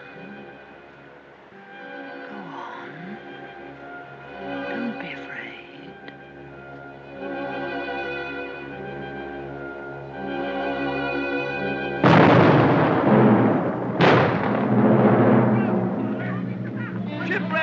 Ship on the rocks! Ship aground, sending up rockets! Shipwreck! Come on, everybody! Down to the bay! Notify the Coast Guard! She's aground! Maxim! Maxim! Ship ashore! Come on, everybody! Come on!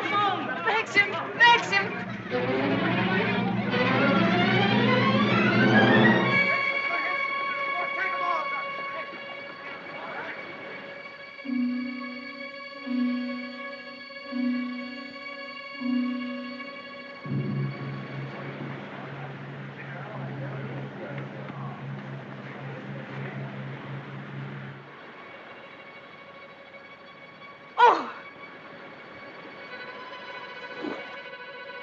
Ben, have you seen Mr. De Winter anywhere?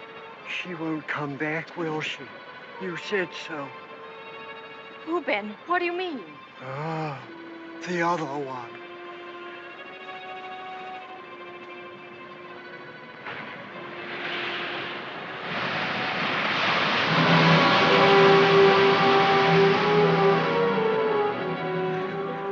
Frank, have you seen Maxim anywhere? Not since about half an hour ago. I thought he'd gone up to the house.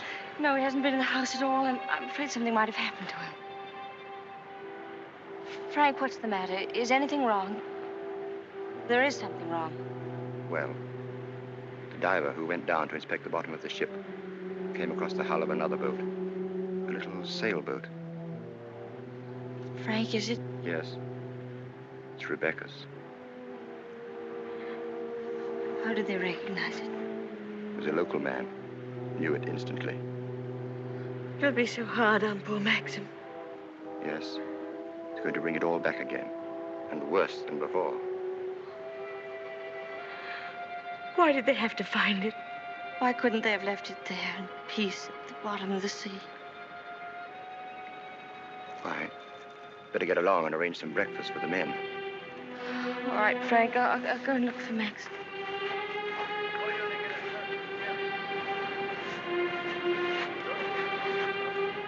Headed for the reef. Runs out quite a way.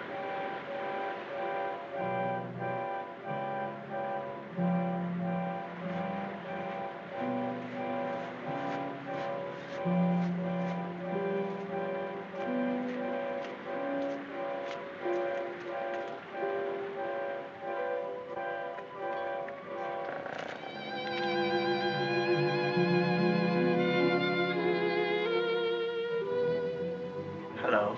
Maxim! You haven't had any sleep. Have you forgiven me? Forgiven you? What have I got to forgive you for? For last night, my stupidity about the costume. Oh, that. I'd forgotten.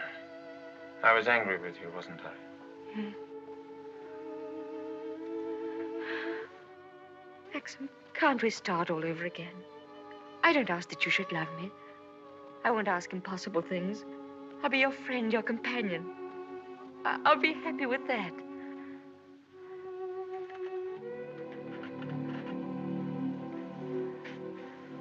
You love me very much, don't you?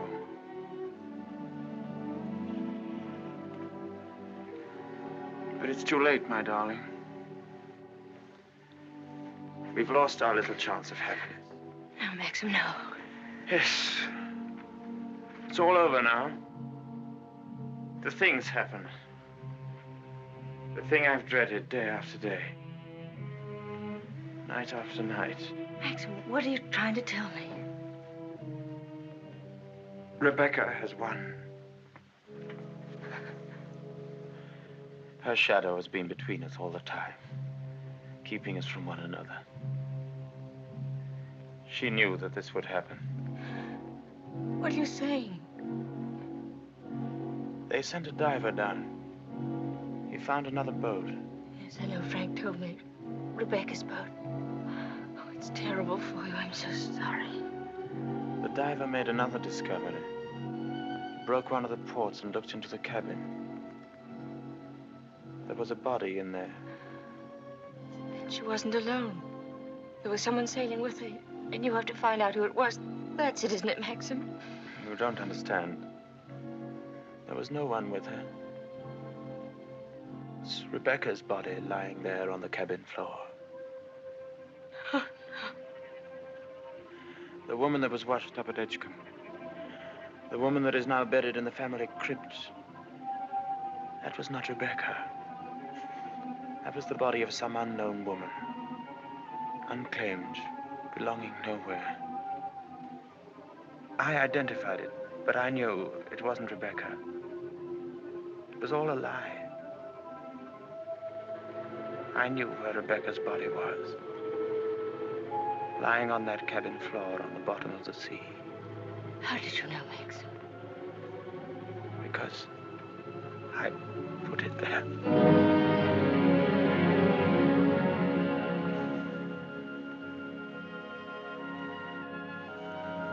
Will you look into my eyes and tell me that you love me now?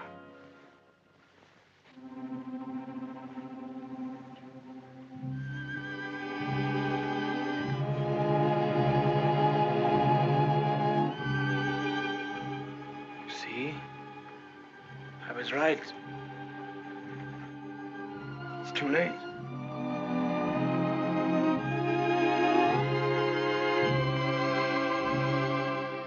No, it's not too late. You're not to say that. I love you more than anything in the world.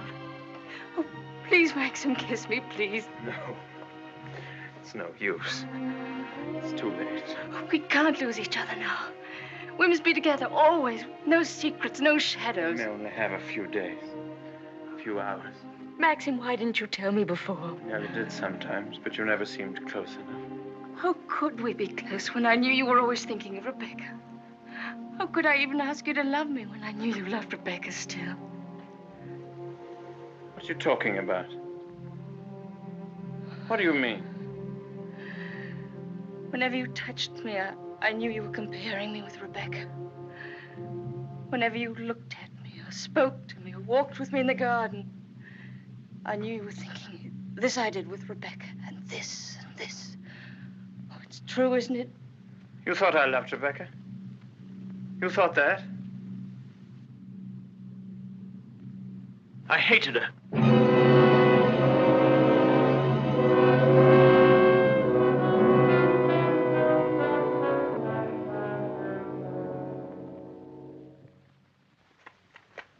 Oh, I was carried away by her. Enchanted by her, as everyone was. And when I was married, I was told I was the luckiest man in the world. She was so lovely, so accomplished, so amusing. She's got the three things that really matter in a wife, everyone said. Breeding, brains, and beauty. And I believed them completely. But I never had a moment's happiness with her. She was incapable of love, or tenderness, or decency. You didn't love her. You didn't love her. Do you remember that cliff where you first saw me in Monte Carlo? Well, I went there with Rebecca on our honeymoon. That was where I found out about her. 4 days after we were married. She stood there laughing, her black hair blowing in the wind, and told me all about herself. Everything. Things I'll never tell a living soul. I wanted to kill her. It would have been so easy. You remember the precipice? I frightened you, didn't I? You thought I was mad. Perhaps I was. Perhaps I am mad. It wouldn't make for sanity, would it? Living with the devil. I'll make a bargain with you, she said. You'd look rather foolish trying to divorce me now after 4 days of marriage. So I'll play the part of a devoted wife, mistress of your precious Mandalay. I'll make it the most famous showplace in England, if you like. And people will visit us and envy us and say we're the luckiest, happiest couple in the country. What a grand joke it'll be. What a triumph. I should never have accepted her dirty bargain. But I did. I was younger then and tremendously conscious of the family honor. Family honor. She knew that I'd sacrifice everything rather than stand up in a divorce court and give her away, admit that our marriage was a rotten fraud. You despise me, don't you? As I despise myself. You can't understand what my feelings were. Can you? Of course I can, darling. Of course I can. Well, I kept the bargain, and so did she, apparently. Oh, she played the game brilliantly. But after a while, she began to grow careless. She took a flat in London, and she'd stay away for days at a time. Then she started to bring her friends down here. I warned her, but she shrugged her shoulders. What's it got to do with you, she said. She even started on Frank. Poor, faithful Frank. Then there was a cousin of hers, a man named Favell. Yes, I know him. Came the day you went to London. Why didn't you tell me? I didn't like to. I thought it would remind you of Rebecca. Remind me? As if I needed reminding. Favell used to visit her here in this cottage. I found out about it, and I warned her that if he came here again, I'd shoot them both. One night, when I found that she'd come back quietly from London, I thought that Favell was with her. And I knew then that I couldn't stand this life of filth and deceit any longer. I decided to come down here and have it out with both of them. But she was alone. She was expecting Favell, but he hadn't come. She was lying on the divan, A large tray of cigarette stubs beside her. She looked ill, queer. Suddenly she got up, started to walk toward me. When I have a child, she said, neither you nor anyone else could ever prove it wasn't yours. You'd like to have an heir, wouldn't you, Max, for your precious Manderley? And she started to laugh. How funny. How supremely, wonderfully funny. I'll be the perfect mother, just as I've been the perfect wife. No one will ever know.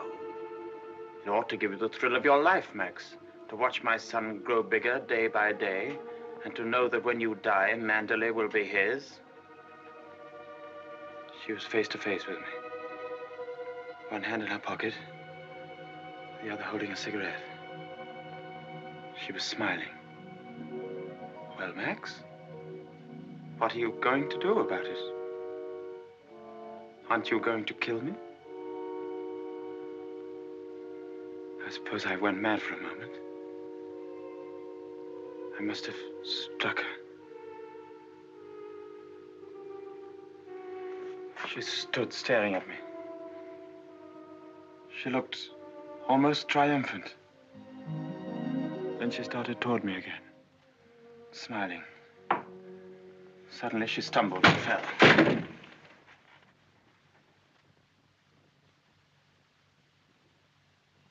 When I looked down, ages afterwards it seemed, she was lying on the floor. She'd struck her head on a heavy piece of ship's tackle. I remember wondering why she was still smiling. And I realized she was dead. But you didn't kill her. It was an accident. Who would believe me? I lost my head. I just knew I had to do something. Anything. I carried her out to the boat. It was very dark. There was no moon. I put her in the cabin. When the boat seemed a safe distance from the shore, I took a spike and drove it again and again through the planking of the hull. I opened up the sea cocks and the water began to come in fast. I climbed over into the dinghy and pulled away. I saw the boat heel over and sink. I pulled back into the cove. It started raining. Maxim, does anyone else know of this? No, no one except you and me. We must explain it. It's got to be the body of someone you've never seen before. No, they're bound to know. Her rings, bracelets she always wore. They'll identify her body. Then they'll remember the other woman. The other woman buried in the crypt. If they find out it was Rebecca, you must simply say that you made a mistake about the other body. That the day you went to Edgecombe, you were ill. You didn't know what you were doing. Rebecca's dead. That's what we've got to remember. Rebecca's dead. She can't speak. She can't bear witness. She can't harm you anymore. We're the only two people in the world that know, Maxim. You and I. I told you once that I'd done a very selfish thing in marrying you. You can understand now what I meant. I've loved you, my darling. I shall always love you. But I've known all along that Rebecca would win in the end. No, no. She hasn't won. No matter what happens now, she hasn't won.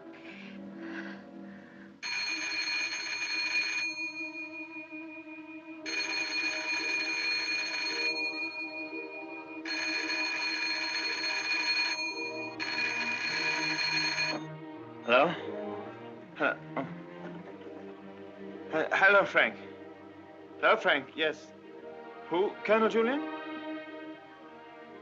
Yes, tell him I'll meet him there as soon as I possibly can. What? Well, say we could talk about that when we're sure about the matter. What's happened? Colonel Julian called. He's the chief constable of the county. He's been asked by the police to go to the mortuary. He wanted to know if I could possibly have made a mistake about that other body.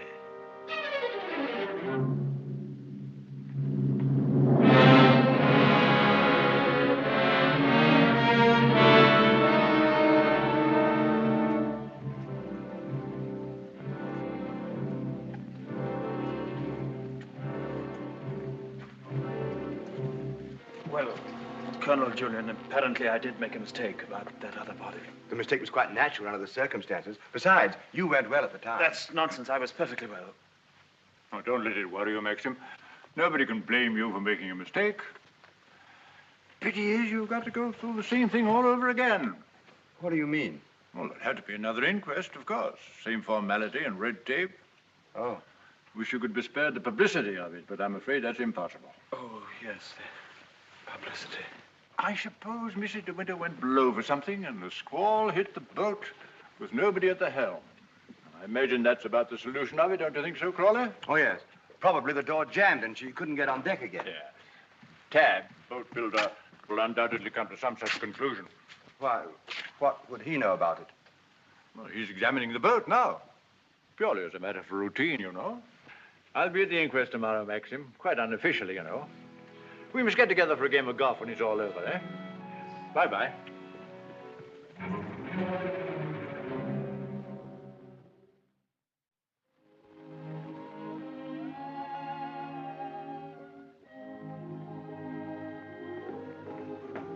I have the evening papers, madam. Would you care to see them? Oh, no, thank you, Frith. And I prefer that Mr. De Winter weren't troubled with them either. I understand, madam. Permit me to say that we're all most distressed outside.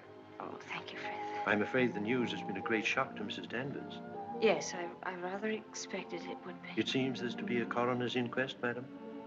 Yes, Frith, it's purely a formality. Of course, madam. I wanted to say that if any of us might be required to give evidence, I should be only too pleased to do anything that might help the family. Oh, thank you, Frith. Why, I'm sure Mr. De Winter will be very happy to hear it, but I don't think anything will be necessary.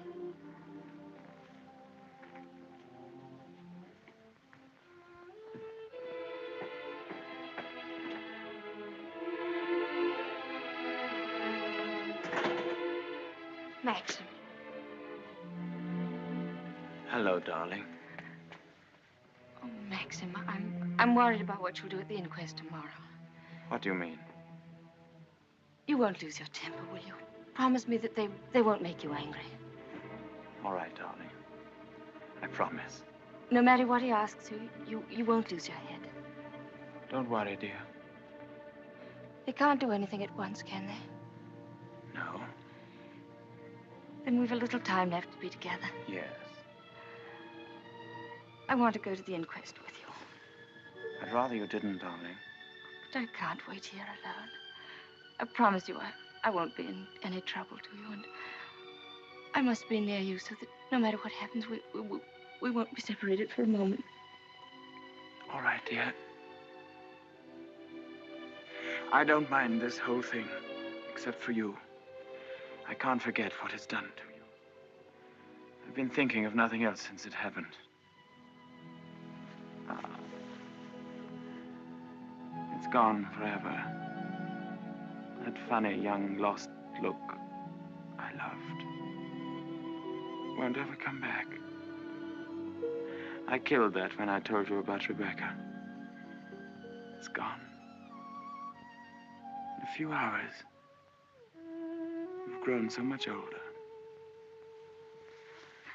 Maxim.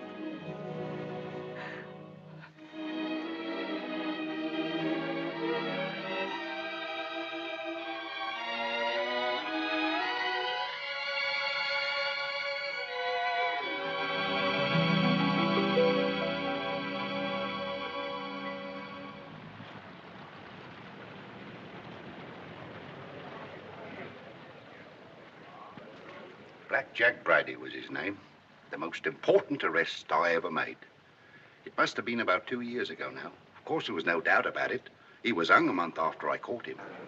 Hello, wait a minute. They've got old Balmy Ben up now.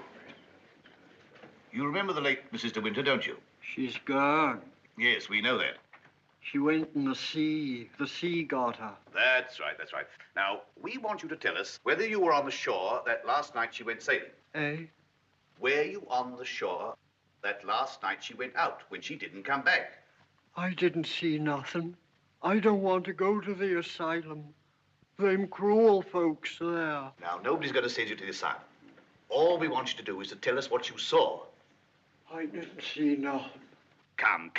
Did you see Mrs. De Winter get into her boat that last night? I don't know nothing. I don't want to go to the asylum. Very well, you may go. You may go now. Now, Mr. Tad. Yes, sir. Step forward, please.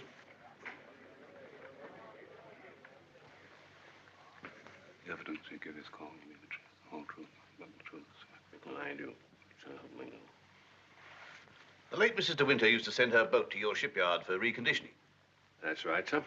Can you remember any occasion when she had any sort of accident with the boat? No, sir. I often said Mrs. De Winter was a born sailor. Now, when Mrs. De Winter went below, as is supposed, and a sudden gust of wind came down, that would be enough to capsize the boat, wouldn't it?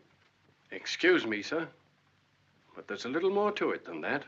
Well, what do you mean, Mr. Tabb? I mean, sir, the seacocks. What are the seacocks? Oh, well, the seacocks are the valves to drain out the boat. They're always kept tight closed when you're afloat. Yes? Well, yesterday, when I examined that boat, I found they'd been opened. Well, what could be the reason for that? Just this. That's what flooded the boat and sunk her. Are you implying? That boat never capsized at all. I know it's a terrible thing to say, sir, but in my opinion, she was scuttled. And there's them holes. What holes? In her planking. What are you talking about? Of course, that boat's been underwater for over a year. And tide's been knocking her against the ridge. But it seemed to me, them holes looked as if she'd made them from the inside. Then you believe she must have done it deliberately? Couldn't have been no accident. Not with her knowledge of boats. You knew the former Mrs. De Winter very well, I believe. Oh, yes. Would you believe her capable of suicide? No. Frankly, I would not. You never can tell. You may stand down, Mr. Tabb. Mr. De Winter, please.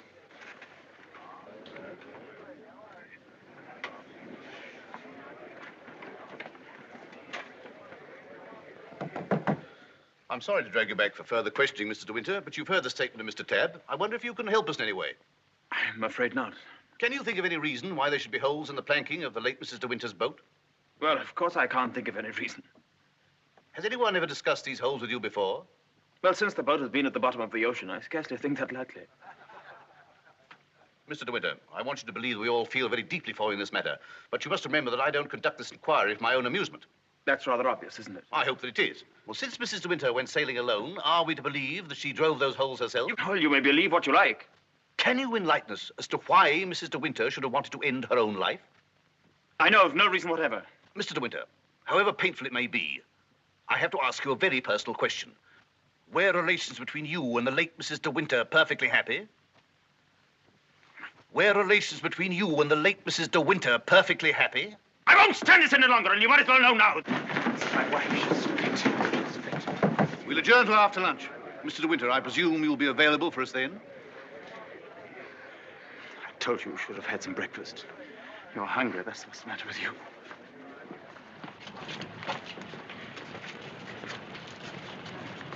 Mr. Frith thought you might like to have some lunch from the house and sent me with it. Oh, that's fine, man. And can you pull around the corner? Very good, sir.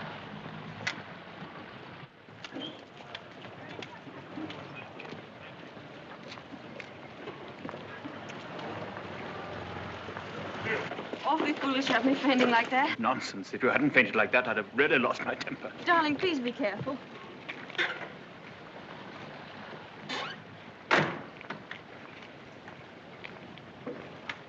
Darling, if you wait here a few moments, I'll see if I can find old Frank. Of course, darling. Don't worry about me. I'll be all right. Sure? Here. Try a spot of this. Do you good. Thank you. Are you all right? Yes, of course. Won't be long. Right you are. Hello. And how does the bride find herself today? I say, marriage with Max is not exactly a bed of roses, is it? I think you better go before Maxim gets back. Oh, jealous, is he?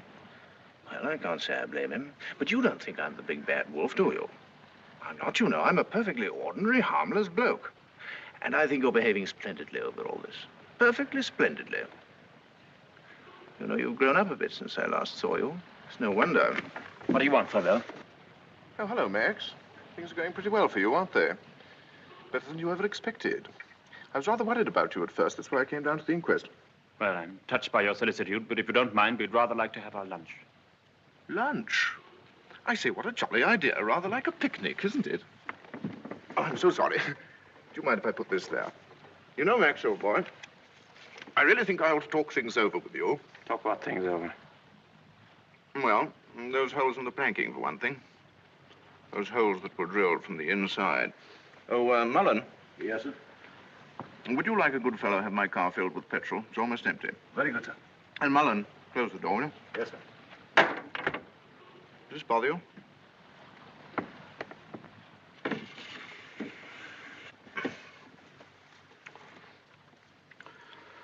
You know, boy, I have a strong feeling that before the day is out, somebody's going to make use of that rather expressive, though somewhat old-fashioned term, foul play. Am I boring you with all this? No? Good. Well, you see, Max, I'm finding myself in a rather awkward position. You've only got to read this note to understand. It's from Rebecca. And what's more, she had the foresight to put a date on it. She wrote it to me the day she died. Incidentally, I was out on a party on that night, so I didn't get it until the next day. And what makes you think that note would interest me? Oh, I'm not going to bother you with the contents now, but I can assure you that it is not the note of a woman who intends to drown herself that same night. By the way, what do you do with old bones? Bury them, eh, what? However, for the time being... You know, Max, I'm getting awfully fed up with my job as a motor car salesman. I don't know if you've ever experienced the feeling of driving an expensive motor car that isn't your own, but it can be very, very exasperating. You know what I mean. You want to own the car yourself. I've often wondered what it'd be like to retire to the country, have a nice little place with a few acres of shooting.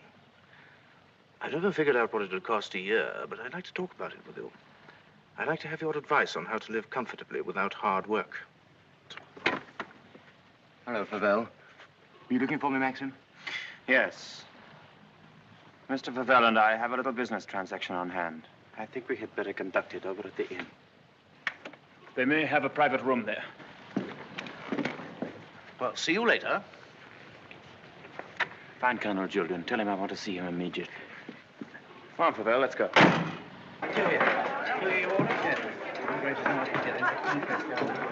Have you a private room, please? Of course, sir. Through there, sir. Hope this will do, Mr. De Winter. Oh, splendid. Splendid. Exactly like the Ritz. Any orders, gents? Yes, you might bring me a large brandy and soda. How about you, Max? Have one on me. I feel I can afford to play host.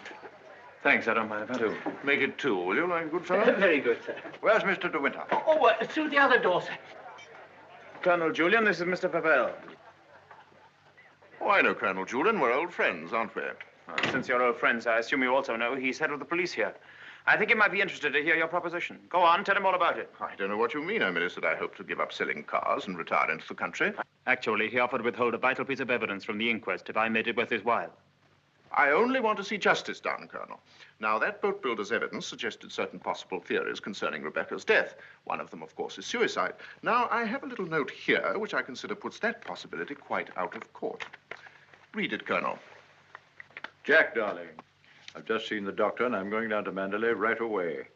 I shall be at the cottage all this evening and shall leave the door open for you. I have something terribly important to tell you. Rebecca. Now, does that look like the note of a woman who had made up her mind to kill herself? And apart from that, Colonel, do you mean to tell me that if you wanted to commit suicide, you'd go to all the trouble of putting out to sea in a boat and then take a hammer and chisel and laboriously knock holes through the bottom of it? Come, Colonel, as an officer of the law, don't you feel there are some slight grounds for suspicion? Of murder? What else?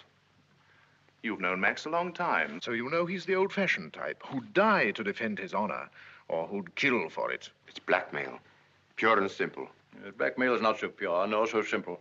It can bring a lot of trouble to a great many people. And the blackmailer sometimes finds himself in jail at the end of it. Oh, I see. You're going to hold De Winter's hand through all this. Just because he's the big noise around here, and he's actually permitted you to dine with him. Be careful, Favell. You brought an accusation of murder. Have you any witnesses? Oh, I do have a witness. Oh. It's that fellow Ben. That stupid coroner hadn't been as much of a snob as you are. He'd have seen that halfwit was hiding something. And why should Ben do that? Because we caught him once, Rebecca and I, peering at us through the cottage window. Rebecca threatened him with the asylum. That's why he was afraid to speak, but he was always hanging about. He must have seen this whole thing.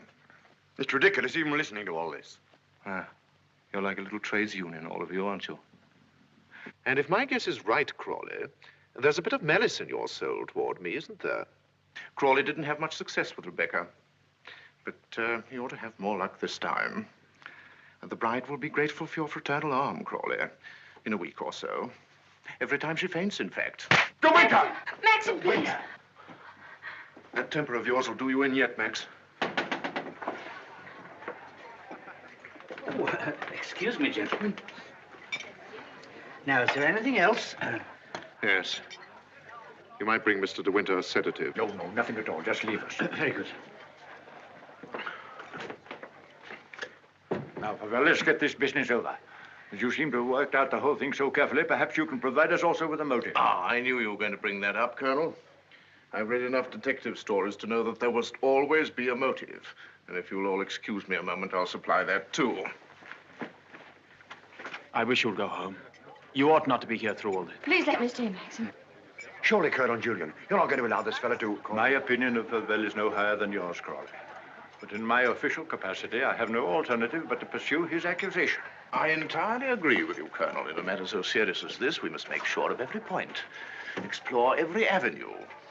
And, in fact, if I may coin a phrase, leave no stone unturned. Ah, here she is, the missing link, the witness who will help supply the motive. Colonel Julian, Mrs. Danvers, I believe you know everyone else. Won't you sit down? No offense, Colonel, but I think I'll put this to Danny. She'll understand it more easily. Danny, who was Rebecca's doctor? Mrs. De Winter always had Dr. McLean from the village. Now, you heard. I said Rebecca's doctor in London. I don't know anything about that. Oh, don't give me that, Danny. You knew everything about Rebecca. You knew she was in love with me, didn't you? Surely you haven't forgotten the good times she and I used to have down at the cottage on the beach. She had a right to amuse herself, didn't she? Love was a game to her, only a game. It made her laugh, I tell you. She used to sit in her bed and rock with laughter at the lot of you. Can you think of any reason why Mrs. De Winter should have taken her own life? No, I refuse to believe it. I knew everything about her, and I won't believe it. There, you see, it's impossible. She knows that as well as I do. Now, listen to me, Danny. We know that Rebecca went to a doctor in London on the last day of her life. Who was it? I don't know. Oh, I understand, Danny. You think we're asking you to reveal secrets of Rebecca's life. You're trying to defend her, but that's what I'm doing. I'm trying to clear her name of the suspicion of suicide. Mrs. Danvers, it has been suggested that Mrs. De Winter was deliberately murdered. There you have it in a nutshell, Danny. But there's one more thing you'll want to know. The name of the murderer. It's a lovely name that rolls off the tongue so easily. George Fortescue Maximilian De Winter.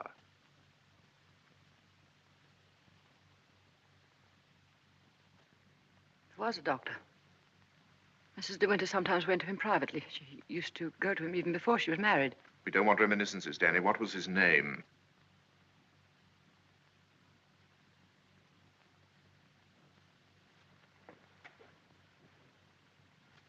Dr. Baker, 165 Goldhawk Road, Shepherd's Bush.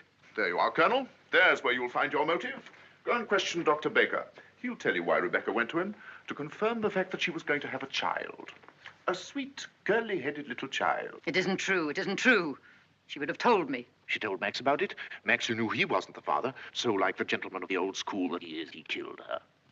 I'm afraid we shall have to question this, Dr. Baker. Here.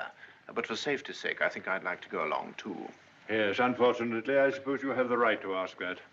I'll see the coroner and have the inquest postponed pending further evidence. I say, aren't you rather afraid that the prisoner, shall we say, might bolt? You have my word for it that he will not do that. Toodaloo, Max. Come along, Danny. Let's leave the unhappy couple to spend their last moments together alone.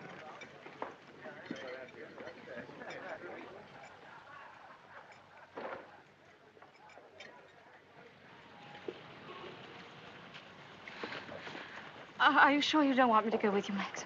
No, darling, it'll be very tiring for you. I'll be back the very first thing in the morning, and I won't even stop to sleep. I'll be waiting for you.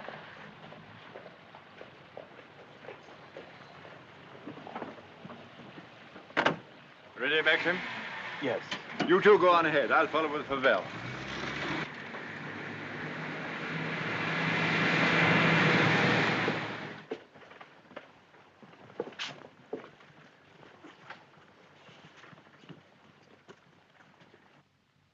Dr. Baker, you may have seen Mr. De Winter's name in the papers recently. Oh, yes, in connection with the body that was found in a boat. My wife was reading all about it. A very sad case. My condolences. No, this is going to take hours. Let me... Don't bother, Favell. I think I can tell Dr. Baker. We're trying to discover certain facts concerning the late Mrs. De Winter's activities on the day of her death. October the 12th last year. And I want you to tell me, if you can, if anyone of that name paid you a visit on that date. I'm awfully sorry. I'm afraid I can't help you. I should have remembered the name De Winter. I've never attended a Mrs. De Winter in my life. Well, how can you possibly tell all your patients' names? I can look it up in my engagement diary, if you like. Did you say the 12th of October? Yes. Here we are. No De Winter. Are you sure? Well, here are all the appointments for that day. Ross, Campbell, Stedall, Perino, Danvers, Danny? Yeah. What the devil? Would you read that name again? Did you say Danvers? Yes, I have a Mrs. Danvers for 3 o'clock. What did she look like? Can you remember? Yes, I remember her quite well. She was a very beautiful woman. Tall, dark, exquisitely dressed. Rebecca. The lady must have used an assumed name. Is that so? This is a surprise. I'd known her a long time. What was the matter with her? My dear sir, there are certain ethics. Could you supply a reason, Dr. Baker, for Mrs. De Winter's suicide? For her murder, you mean? She was going to have a kid, wasn't she? Come on, out with it. Tell me, what else would a woman of her class be doing in a dump like this? I take it the official nature of this visit makes it necessary for me to... I assure you, we'd not be troubling you if it were not necessary. You want to know if I can suggest any motive as to why Mrs. De Winter should have taken her life? Yes, I think I can. The woman who called herself Mrs. Danvers was very seriously ill. She was not going to have a child. Well, that was what she thought. My diagnosis was different. I sent her to a well-known specialist for an examination and x-rays. And on this date, she returned to me for his report. I remember her standing here, holding out her hand for the photograph. I want to know the truth, she said. I don't want soft words in a bedside manner. If I'm for it, you can tell me right away. I knew she was not the type to accept a lie. She'd asked for the truth. I let her have it. She thanked me.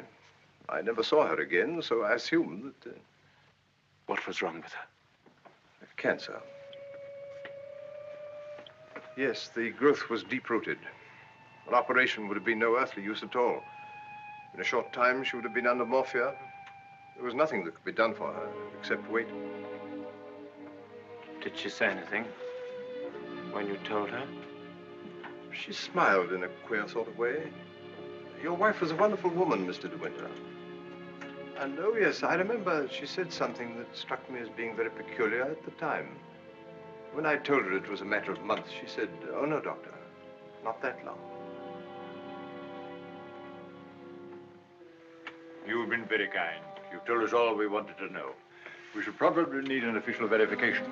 Verification? Yes, to confirm the verdict of suicide. I understand. Can I offer you gentlemen a glass of sherry? Oh, very kind. I think we ought to be going.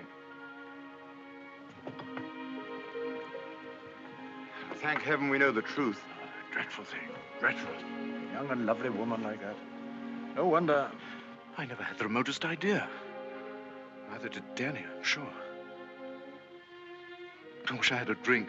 Will we be needed at the inquest any further, Colonel Julian? No. I can see to it that Maxim's not troubled any further. Thank you, sir. You ready to start, Colonel? No, thank you. I'm staying in town tonight. And let me tell you, Favell, blackmail is not much of a profession. And we know how to deal with it in our part of the world, strange as it may seem to you. Well, I'm sure I don't know what you're talking about. But if you ever need a new car, Colonel, just let me know. It's impossible to thank you for your kindness to us through all this. You know what I feel without my saying anything. Not at all. Put the whole thing behind you. But let your wife know she'll be getting worried. Yes, of course. I'll phone her at once, then we'll get straight down to Mandalay. Goodbye, Crawley. Maxim's got a great friend.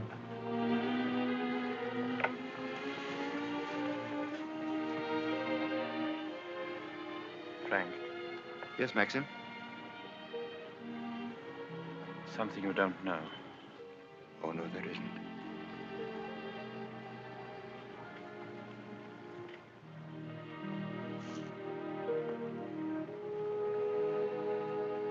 I didn't kill her, Frank. But I know now that when she told me about the child, she wanted me to kill her. She lied on purpose. She foresaw the whole thing. That's why she stood there laughing when she... Don't think about it anymore. Thank you, Frank. How, Danny?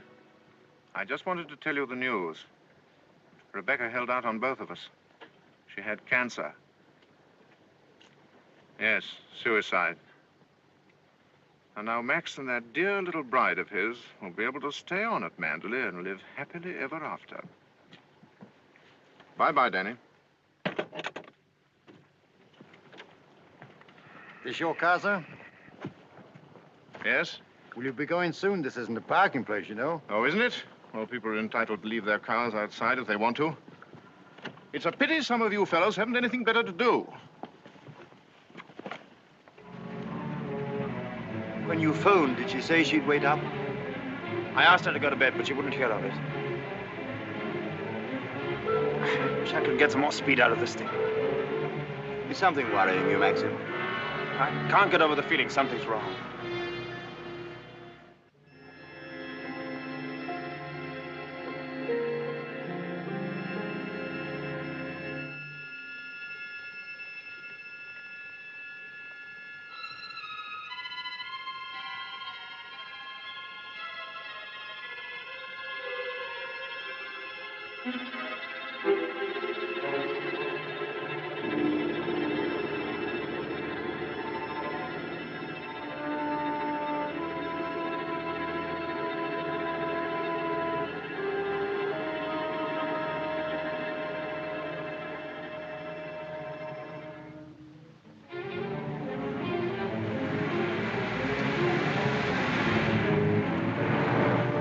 Frank. What's the matter? Why did we stop? What's the time? Well, this clock's wrong. It must be 3 or 4. Why? That can't be the dawn breaking over there. It's in the winter that you see the northern lights, isn't it? That's not the northern lights. That's Manderley.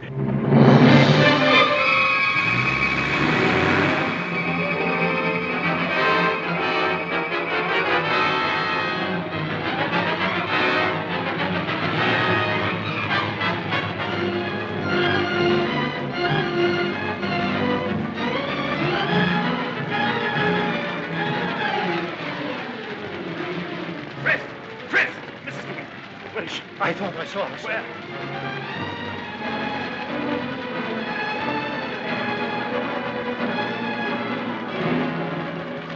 Maxie!